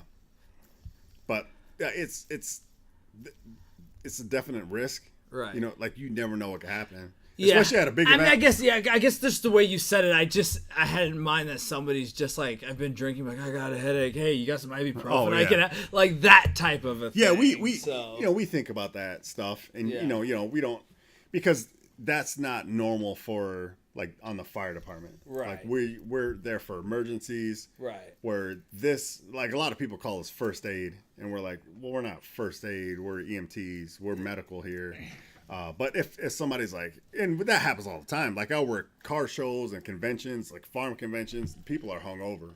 They're from out of town, and they're like, "Hey, man, you got ibuprofen," and we're not going to be like, "Nah, it's an emergency." It's right? Not. No, I get that. But we do clear. We know, we're like, "Hey, are you allergic to anything? You have any allergies? What's going on with you?" That makes sense. I just like, you know, like with liability with everything. Oh yeah. You know anymore. No, it is a liability. But like if somebody's like, "Hey, you want." What do you need that for? They probably wouldn't be able to win allergies? in court. Oh, yeah, I don't know. But yeah, it's not the same as working for the city. Like we've had a few bad calls, like heart attacks and strokes and stuff. Anything where you have like, I mean, we go to like even Hall & Oates, there was 10,000 people there, so somebody could have any kind of. But it's not like working for the city where you have severe car crashes or shootings. And a shooting could happen. A car crash could happen on the corner. You know, people driving through traffic, but the things I see working for the city are way more like nobody's gonna. Most people aren't gonna commit suicide at it. You know what I mean? Like, right. So like the things when people are like, are you guys pretty busy? You guys have some bad calls. I'm like, yeah, we get busy sometimes, but we escort people in wheelchairs. We give out Band-Aids. Yeah. We give out medicine. If somebody's looking like shit, whether it's from dehydration or maybe they're having a stroke or maybe having a heart attack, we have those things, but it's not like a violent, I've never had a stabbing or shooting or anything like that, like where we would working for the city. Yeah. No, that makes sense. So yeah, so then you really get to see a lot of the events. A lot of the events, like we have multiple teams, like even Hall & Oates, it's 10,000 people. We had 10 people there, and you always teamed up with an EMT and a paramedic. I'm an EMT. Okay. So I have my partner, and then you have a team in the first aid room, a team in the backstage area, and then a few teams just walking through the crowd. So we'll just walk through, we'll stop, we'll watch the show, we'll people watch, we'll go in the suites, we'll just kind of walk around, and then either people go into the first aid room for stuff, or we get called on the radio. But yeah, it's an awesome gig, dude. Like I said, porn star parking. It's free to get in. We're getting paid to be there. We go anywhere we want. You don't wait in lines. So when I go to an event now, I'm like, what the fuck is this? Like I gotta wait to get in line. I gotta pay for parking. Wait to get in line. Wait for food. Shit. Pay full price for food. Like, yeah, I got a sweet gig. I love that part-time job. I've seen so many cool fucking. I just worked WWE wrestling. Yeah, dude. I know you try to work that every time it's in, right? Yeah. Like, how was it? And I know we've talked about this before. You're not a WWE guy, but the people watching's got to be. People watching was great. Even the performances were great. You know, I've said it once on this podcast. I'll say it again. You ever get a chance to go to a WWE live event? Fucking do it. It's so much fun. That's one where I said I would pay to do it. Yeah. You know, there's a lot of events where, and I've been to events where I would probably pay for that. Right. Like Justin Timberlake and Lil Wayne, Lil Weezy. Like I'll probably pay for that, but I'm like, oh fuck, I get paid to work it. But WWE, I worked Raw 2 years ago. I would absolutely pay for that. This one was Tuesday Night SmackDown. I would pay to do that, you know? Yeah, absolutely. I I haven't been to an event in a while. Been to a handful of Monday nights and one pay-per-view. So, Okay. It's fucking good shit, man. Well, I know there's one thing that I can't believe we have not fucking brought up until like just now, but dude, the fucking celebrity death pool. It's fucking. I was out of it. I was out of it. I was like just kind of mentally checked out of it because you were out of just the run. You didn't have a hit, and then all of a sudden, boom, you get like 1, 2. Yeah. I think you're at a total of 3 hits. Yeah. And you just fucking jumped up. You were 90 points or so ahead. Of the second place people, and I was just like, what the fuck? And then one person that I had on the list, it was a solo pick, and he was super young. He had cancer, and he died, and he got me 86 points, and it pulled me within 2 points of you. So we're sitting, and I know people are fucking yelling rigged. I know people are pissed. We're sitting, first and second right now, and it put me right back into it. I started up researching again. I was like, I gotta get this motherfucker, man. I know, dude. But that's the thing is one hit could change. Like, absolutely. Tower and your buddy on the department, like, Burns. They can get one hit and for sure it could change it all around. And we're talking about how great of a second half this season's gonna be, dude. Because this is by far the best year we've had. We had the most people have hits. It's close between. And even if somebody else jumped up there and got right behind you, You're still in it. But yeah, I mean, I'm just saying, like, I'm very excited because it's me. But even if it was like, say, Vito or Mikey or Cam or somebody, that just got within 2 points, I'm like, fuck yeah, we got a race, And it's great because I was stuck with Fox in third place. We had tied. Yeah. And then somebody got a hit. I think it was Medina. Started Medina. And I think he jumped up into third and kicked us down to fourth. And then I got that big hit, jumped into second. And, it's just fucking great. We still got a handful of people who don't even have one hit. Joey's one of them. He placed third last year or whatever, and he doesn't even have a hit yet. So, you just never know, man. I did a trade recently. I probably won't pay off. It wasn't a lock pick, but it's the first trade of the year that I had. So. Oh, that's great. Yeah, you were telling me you had a trade, and I was like, well, fuck, I can't wait to hear who it was. Yeah, it was. I traded out Ric Flair for Elvis Costello. Okay. He has he had to cancel the rest of his tour. And so he's a musician, which is great because that's bonus points this year. Yeah. And obviously he's a solo pick. Nobody else had traded him. But he had like aggressive cancer. Now I read an article that they said they could treat it. But in my thinking, I'm like, if they don't get it all and it's aggressive, it might be too late. He did have to cancel. You never know. Ric Flair, he's in like pretty much recovery, so I don't feel so bad. I know he had that scare last year. Yeah, dude. So I just didn't know who else.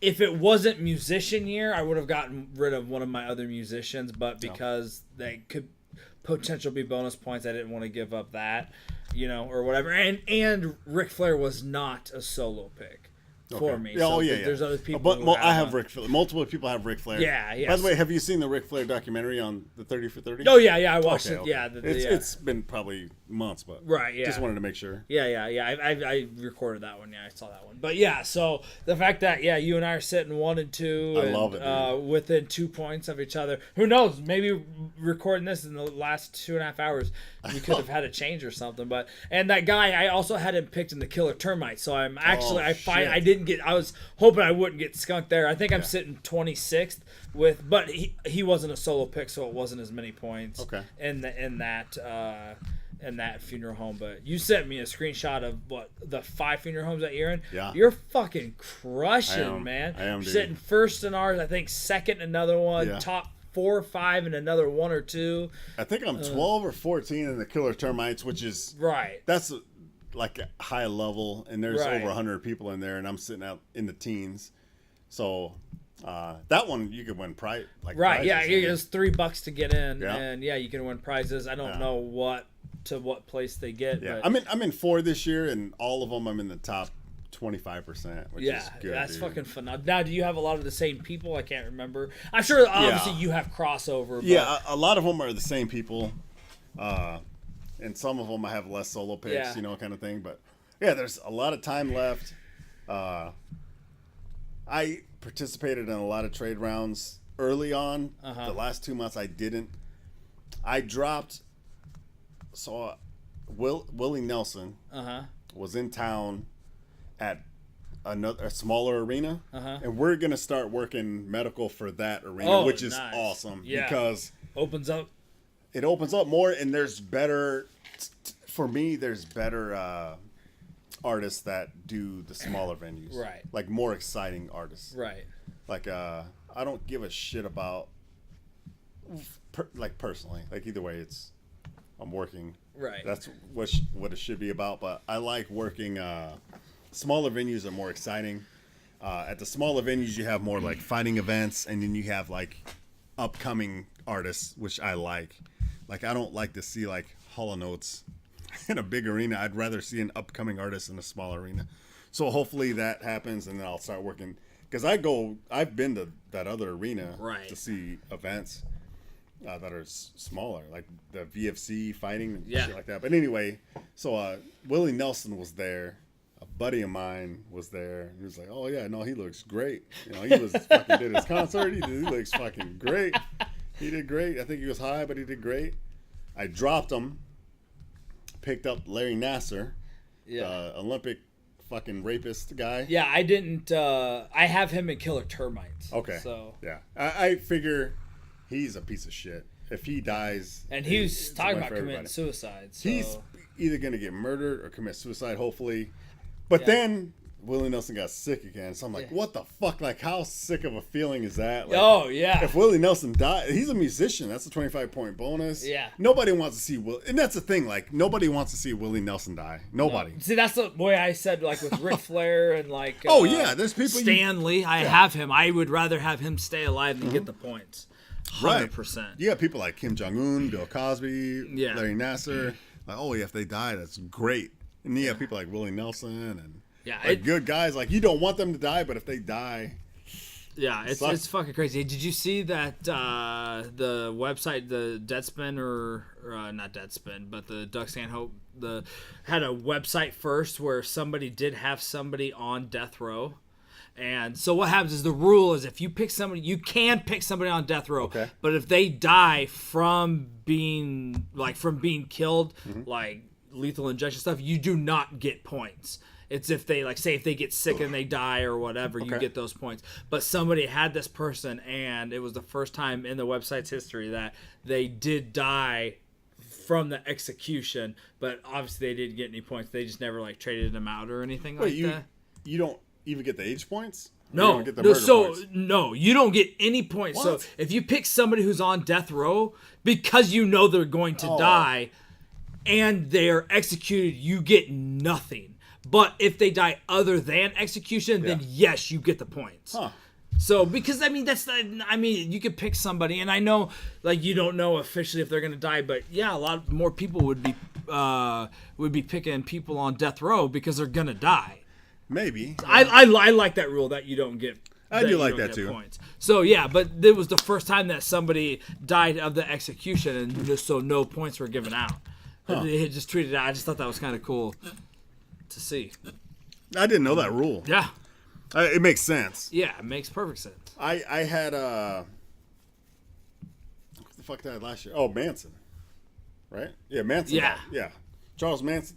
Yeah, Charles Manson died last year. This year I have David Berkowitz, and he was in the hospital. Who's that? The Son of Sam killer from New York. Okay, the 38 caliber that's killer, right. Son of Sam killer. I have him this year. He was in the hospital. I don't know his conditions now, but I figured you let that roll. Yeah. No. Charles Manson died. 100%. Because a lot of them don't usually die from execution. No. And I don't think he was on death row, but I heard he was sick and he fucking died.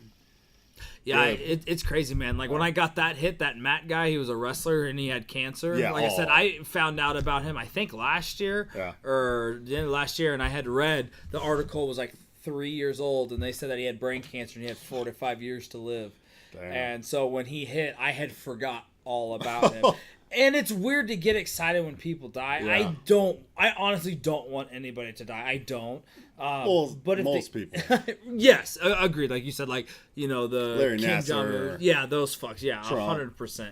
But like this kid, I didn't want him to die. He was like 30 something. 38, I think. Yeah. Yeah, and so younger than me. Yeah, I don't want him to die for sure. But I'll take it. I'll take the points. You know what I mean? So,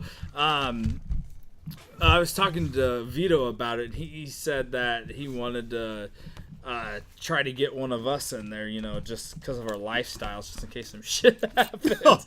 I was like, no, you gotta be a celebrity, man. He's like, I wanted to put you on the list. I've submitted. Have I told you that? No. I've submitted a celebrity and they got denied. Oh, no, I think it would be smart to... I do want to be in a database too, but yeah, we're definitely not. Well, I always say my goal is to get just enough famous so we can be on Hot Ones. You know what I mean? Like that's the only amount of fame, just so enough people who'd be like, yeah, come on, Nasty and Friends, come on the Hot Ones. I think we would kill it for one. For number two, dude, I watched Hot Ones this morning. Dude, I had a busy fucking day, man. Mm-hmm. I worked a trade day, and then I was just running all day, and then I started smoking those chickens, but. It was a busy day, but I thought I heard Sean Evans today say it was like the 120th episode or something like that. I don't remember. Because he was talking about the most watched episodes. Yeah. So because he was talking about Joji, and like he goes out of 120 episodes or whatever, yeah. He's like, he was like the 5th. It was like Kevin Hart was the most. Yeah. I don't remember... Who I know, like Terry Crews was in the top. Yeah. Joji was. I don't remember. I don't remember who else was in there, but 120 fucking episodes, dude. Yeah, he's done that challenge 120 times. Yeah, I wonder. I don't know if you get used to that, or I know even if you get used to it, it still sucks. Wings. It still sucks. So many chicken wings. You just do the math. There's 10 times the 100 and whatever. That's that's fucking insane. Yeah, but yeah, he's so good. We could talk about it for hours. I fucking love that. Yeah, shouts out Sean Evans. Jesus. Absolutely. King. Ugh. One thing I want to talk to you about, we can finish this up and then wrap up here since we're approaching the 3-hour mark. Okay. God, it's fucking time flies, man. Oh, man. It's so fucking crazy. Have you watched any stand-up lately? Yeah. I watched, I did finish Jim Jeffries. Oh my God. What do you think? Like, what's your opinion? So good, dude. Dude, hands down, it's his best special he's ever done. I legitimately had to pause it 3 different times to catch my breath. So, because I kept having to rewind it because I was laughing so hard. It's his best special. And, like, for me, it's my favorite type of comedy. I love long stories. I love stuff that, interchanges. I love stories that you're talking about. You go on a tangent, you come back, and it's funny all the way through. Yeah. I absolutely fucking love that special. It's the best stand-up special this year for sure, by far. Yeah. He is fucking great. It was in London. I think it's just Jim Jeffries. It's called Jim Jeffries. This Is Me Now. Yep, I think. Yeah. And it's so fucking great. I was crying. I was laughing so hard. It's just absolutely phenomenal. Now, do you have anything else to say, I guess, before I move on from Jim here? Oh yeah, no, I loved it. I will watch it again. It took me a while to watch it, and that's not the way you want to watch it. No, why? You just had different stuff to do? Or? Yeah, so I started watching it the other night, and I did like 10 minutes of it. And I don't know why I stopped it. And then today I started watching it, and then I had to like pick up a kid from somewhere, and then I had to pick up a package. Yeah, no, you need to go back and just sit down and watch. I thought, and that's not the way I watch comedy specials.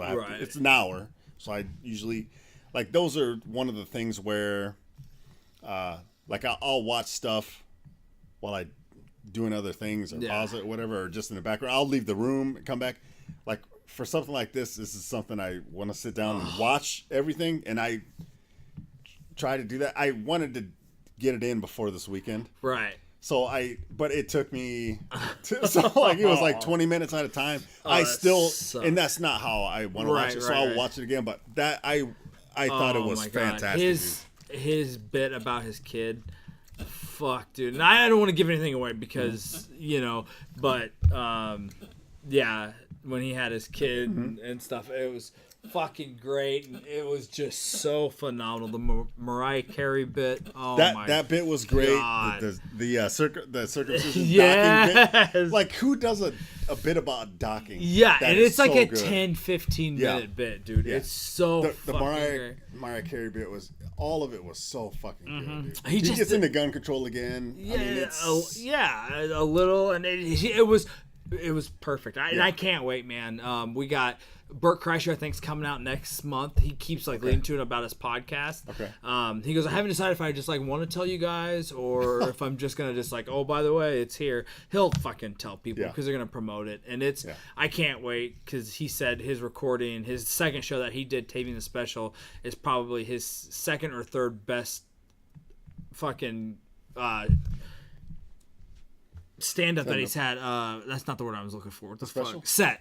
It's okay. his second, third best set he's ever had in his entire life. And it was in Philadelphia.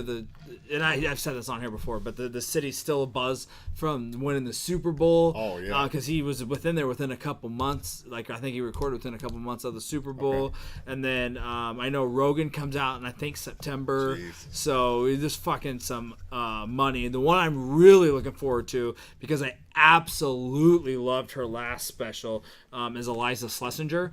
It comes out on Tuesday. Well, I guess so. This is dropped. So it's July 24th. Okay. We're gonna drop this tonight, but it comes out and it's called Elder Millennial. Okay. And I can't fucking wait. She is fucking great. Yeah. I love her, and her last stand-up special, her closing bit about Shark Tank, the show. Yeah. Fucking, man, it still gets me to this day. But She's had 3 I've watched on 2 or I think it's 3. I think it's 3 she's dropped on her Netflix. bigger They were so all good. so good, dude. She's so good. And she's just that's one thing usually about comedy. They just get better and better and better, and I can't fucking wait. Those are the 3 ones that I'm looking forward to. I don't know who else is coming out, but I also know that sometime in 2019, Netflix is dropping all at once 49 sets. So not I think they're going to be just 15-minute sets or 10-minute sets. Perfect, and dude. yeah, they're going to drop it. But another big one, so you have that, but then you also have the Degenerates, which we've talked about before. And those are half-hour specials, but it's be Christina Pazinski. Yeah. Fucking phenomenal. Oh, yeah. Joey Diaz. Yep. Phenomenal. Brad Williams. Yep. I've seen him in person, and no joke, he's one of the hardest I've ever laughed in person. Yeah, you told me that. Yeah. And so he's on there, and there's Big J Okerson, he's on there. And so I'm actually excited because most of the time I only know 1 or 2 people when they come up with the stand-ups, the half-hour specials, and I know I think I know at least 4 or 5 of the Degenerates, of course. But but I did also finish the stand-ups to the second season. Okay. And it's really good, man. They got a lot. Yeah. There's no names that really stand out just because I don't know them, but I would suggest watching it. The black guy on there. The black guy? Yeah. Jesus Christ. We're going to edit that out. I'm going to apologize. I'll just go off. We're going to write that down. We apologize. Black guy. No, and he's wearing a jean. If we did edit it out, it would be way worse. Oh yeah. The black guy. Did he drop the N-bomb? Why did they edit that out? We're going to edit that out. He took some chances, and it was so great. No and shit. the thing is I like longer format of stand-up comedy. This is my favorite, and so for me, they have to catch you really quick. But he was great. I mean, some of the shit that he was saying, it was kind of like Bill Burr, where it wasn't really. It's just against not like the Me Too movement, but like kind of against stuff like that. But you see his point of view and where he takes you, and he's giving it out there. And I honestly think he hopefully he keeps at it. He seems like he's gonna be like a comic, and I wish I can remember his name. I'm just too faded to remember at this point. But I just remember he really stood out for me. And then there was I think it was the last person in that season. She was a chick, and her stand-up was pretty good as well. Like, was Nikki Glazer on there? She was on season 1. Okay. But so this is the season 2. But I'll go through it. I'll point them out to you. And like I said, it was just, I love when people are taking chances, especially when it's against Go ahead. So I've never watched that, but I've heard other people talk about it. But nobody that knows comedy like you. Yeah. Like, that's something I'm gonna like. I would say go through. There's some like, so it's the Degenerates for sure, but like, so there's like the stand-ups, and each of them, there's 6 people in their they do half-hour sets. Okay. Not all of them are great, but like in the first season, Nikki Glazer, her set's really good. Okay. Fortune Feimster crushes her set. Okay. She's probably my favorite from that season. I like Dan Soder. He's in that season. He did really well. Okay. I always just suggest. So, like, for me, like, comedy, as you know, is my all-time favorite thing. Yeah. And so, Hannah Gatsby, I don't know if you've heard about this, but it's a special called Nanette. It without you seeing it, it's hard to explain. Yes, it is a stand-up special, but it's one where it's just like she's just giving a message. As a stand-up special, it was okay.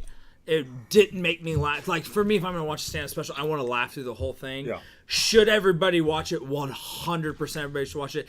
It's a great message about, and which is without giving away. I mean, she's a gay woman who's from Australia, and it's just like I'm out. just like what happened to her, and just like spreading the message, just that type of a thing. It's great for that. A lot of people were calling it like a TED Talk, not a special. To me, you can't do that. If she says that she's a stand-up comedian and she's making people laugh, that's just like saying Bo Burnham's not a stand-up. He's 100% a stand-up comedian. For sure. You know, it's just a different style. Okay. So it's just like, you know, like I said, with that special, it's good, the message. But as a comedy special, I think I gave it just like 2 stars because, I mean, it was like funny in parts, but again, as a message, I think everybody should watch it because it's great. So that's what I'll say on that.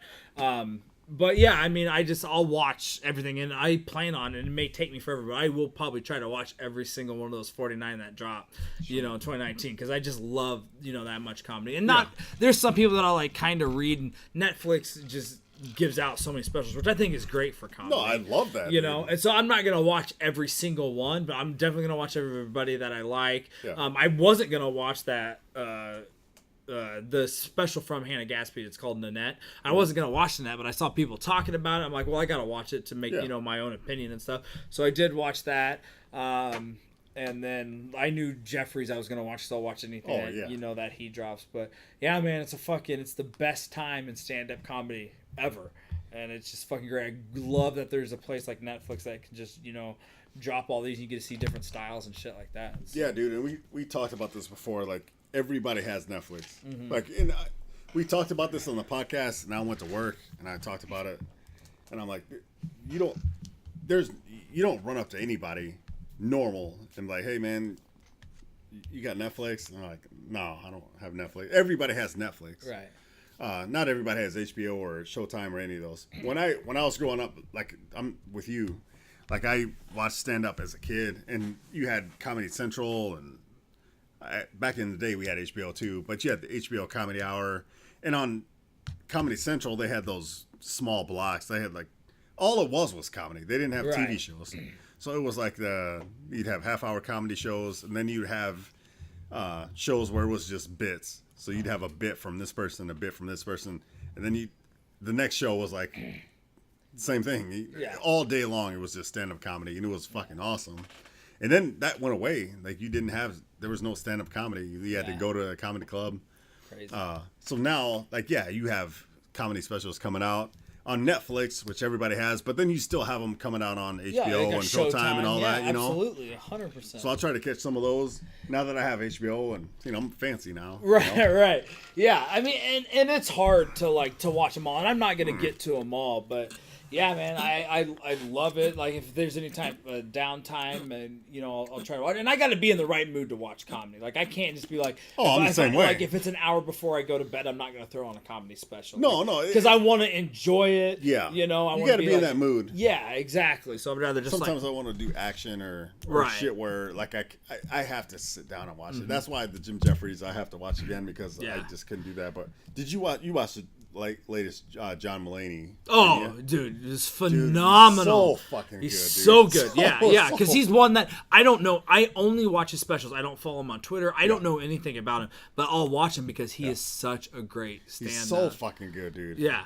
His presence. Yeah, and I always forget that he cusses. So when he drops the F-bomb, which is only once or twice in a special, which is great, it always catches me by surprise, and I know that's why he does it. Right. Like we talk about comedy on this podcast all the time, but I love it. It's something that I can remember I've been doing since I was 9 or 10 when my dad first showed me George Carlin.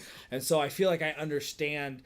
I'm not trying to say I know comedy better than, because I don't, but I just feel like over the average person, what's good, what a good stand-up is. Yeah, but the thing is, I just love. I mean, people have different tastes, so it's just hard for me to say. But I just feel like when I see people taking chances, you know what I mean? Like, you know, they're just like, oh, they're just saying that to say that. Like, no, they're taking. Like, I can see a setup coming, and I just feel like I could the way that angles, and I think that's how like a lot of people are. Like, I feel that's how my brothers are. I feel like that's how Spencer is. Yeah. Because we talk about comedy a lot. I feel like that because we talk about comedy a lot. I know you watch a lot of comedy, so just to see like that angle and just like people taking chances, and and I listen to 8 million comedy podcasts, and they talk about comedy all the time. So I feel that I just know more than just an average person who just than my wife or something, which I'm very excited because she, like, Bert Kreischer's, I would say if I had to pick her all-time favorite comedian, it'd be Bert Kreischer. She fucking loves Bert Kreischer, so I'm very excited.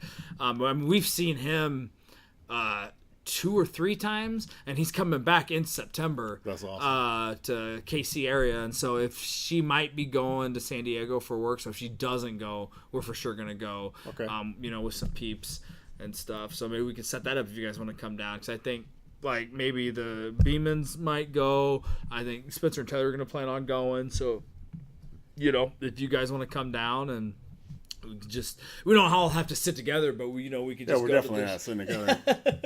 But you know what I mean? Like, I just love comedy, and I just love specials, and it's great, especially people who don't get like super political or which I don't mind. I don't mind political if it's like, to go back to Jim Jeffries, like he was political, but I thought he was gonna get, because I don't know if you watch his show. I did, but then like that when I said I stopped watching TV, that was one of the shows that I cut. Okay. Just because I get tired of politics. Yeah. And he's great, and I like his opinions, but when he, like in the special with the topics that he talks about, yes, it's political, but he doesn't take the political angle. No.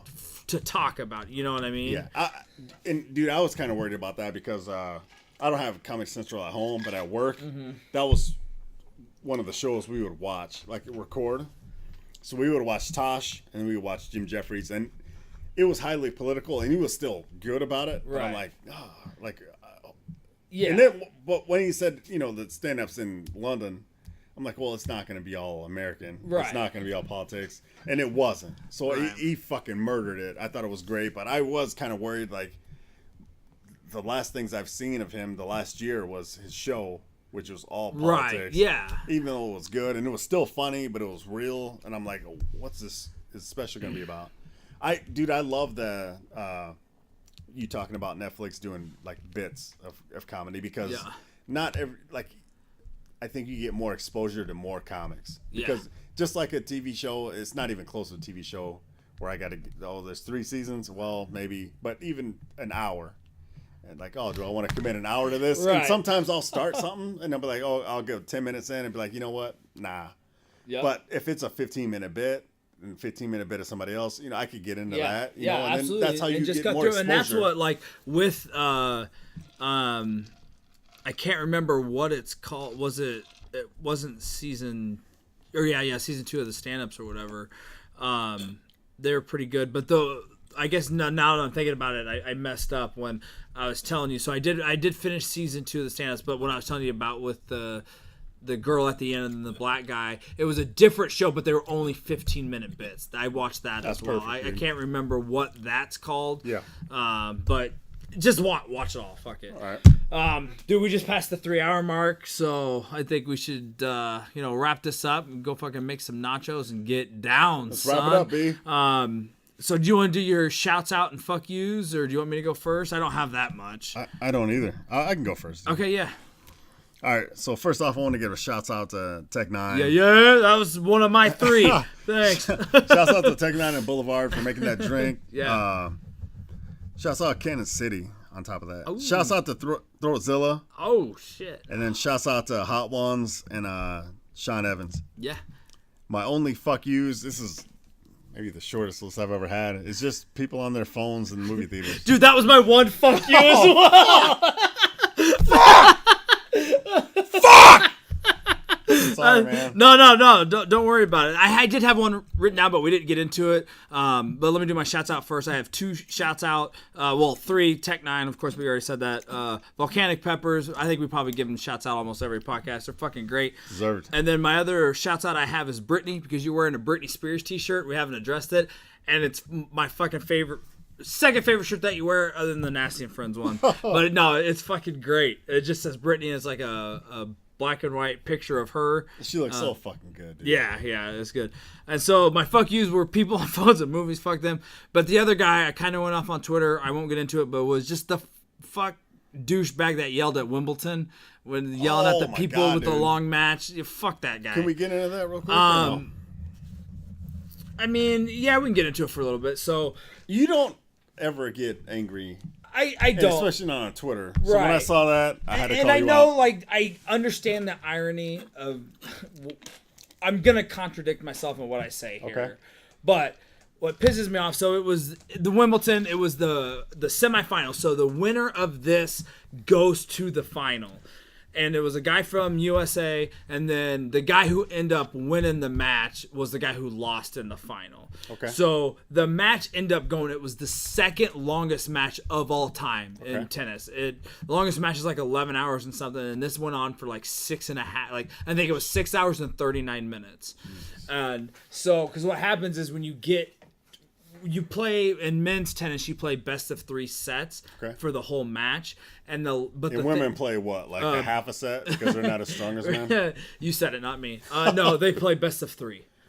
So it's best of 5 and best of 3. Okay, that makes sense. Yeah. So, but the thing is at Wimbledon when you you have to win by 2 points to scoring. It works. You play 2-6.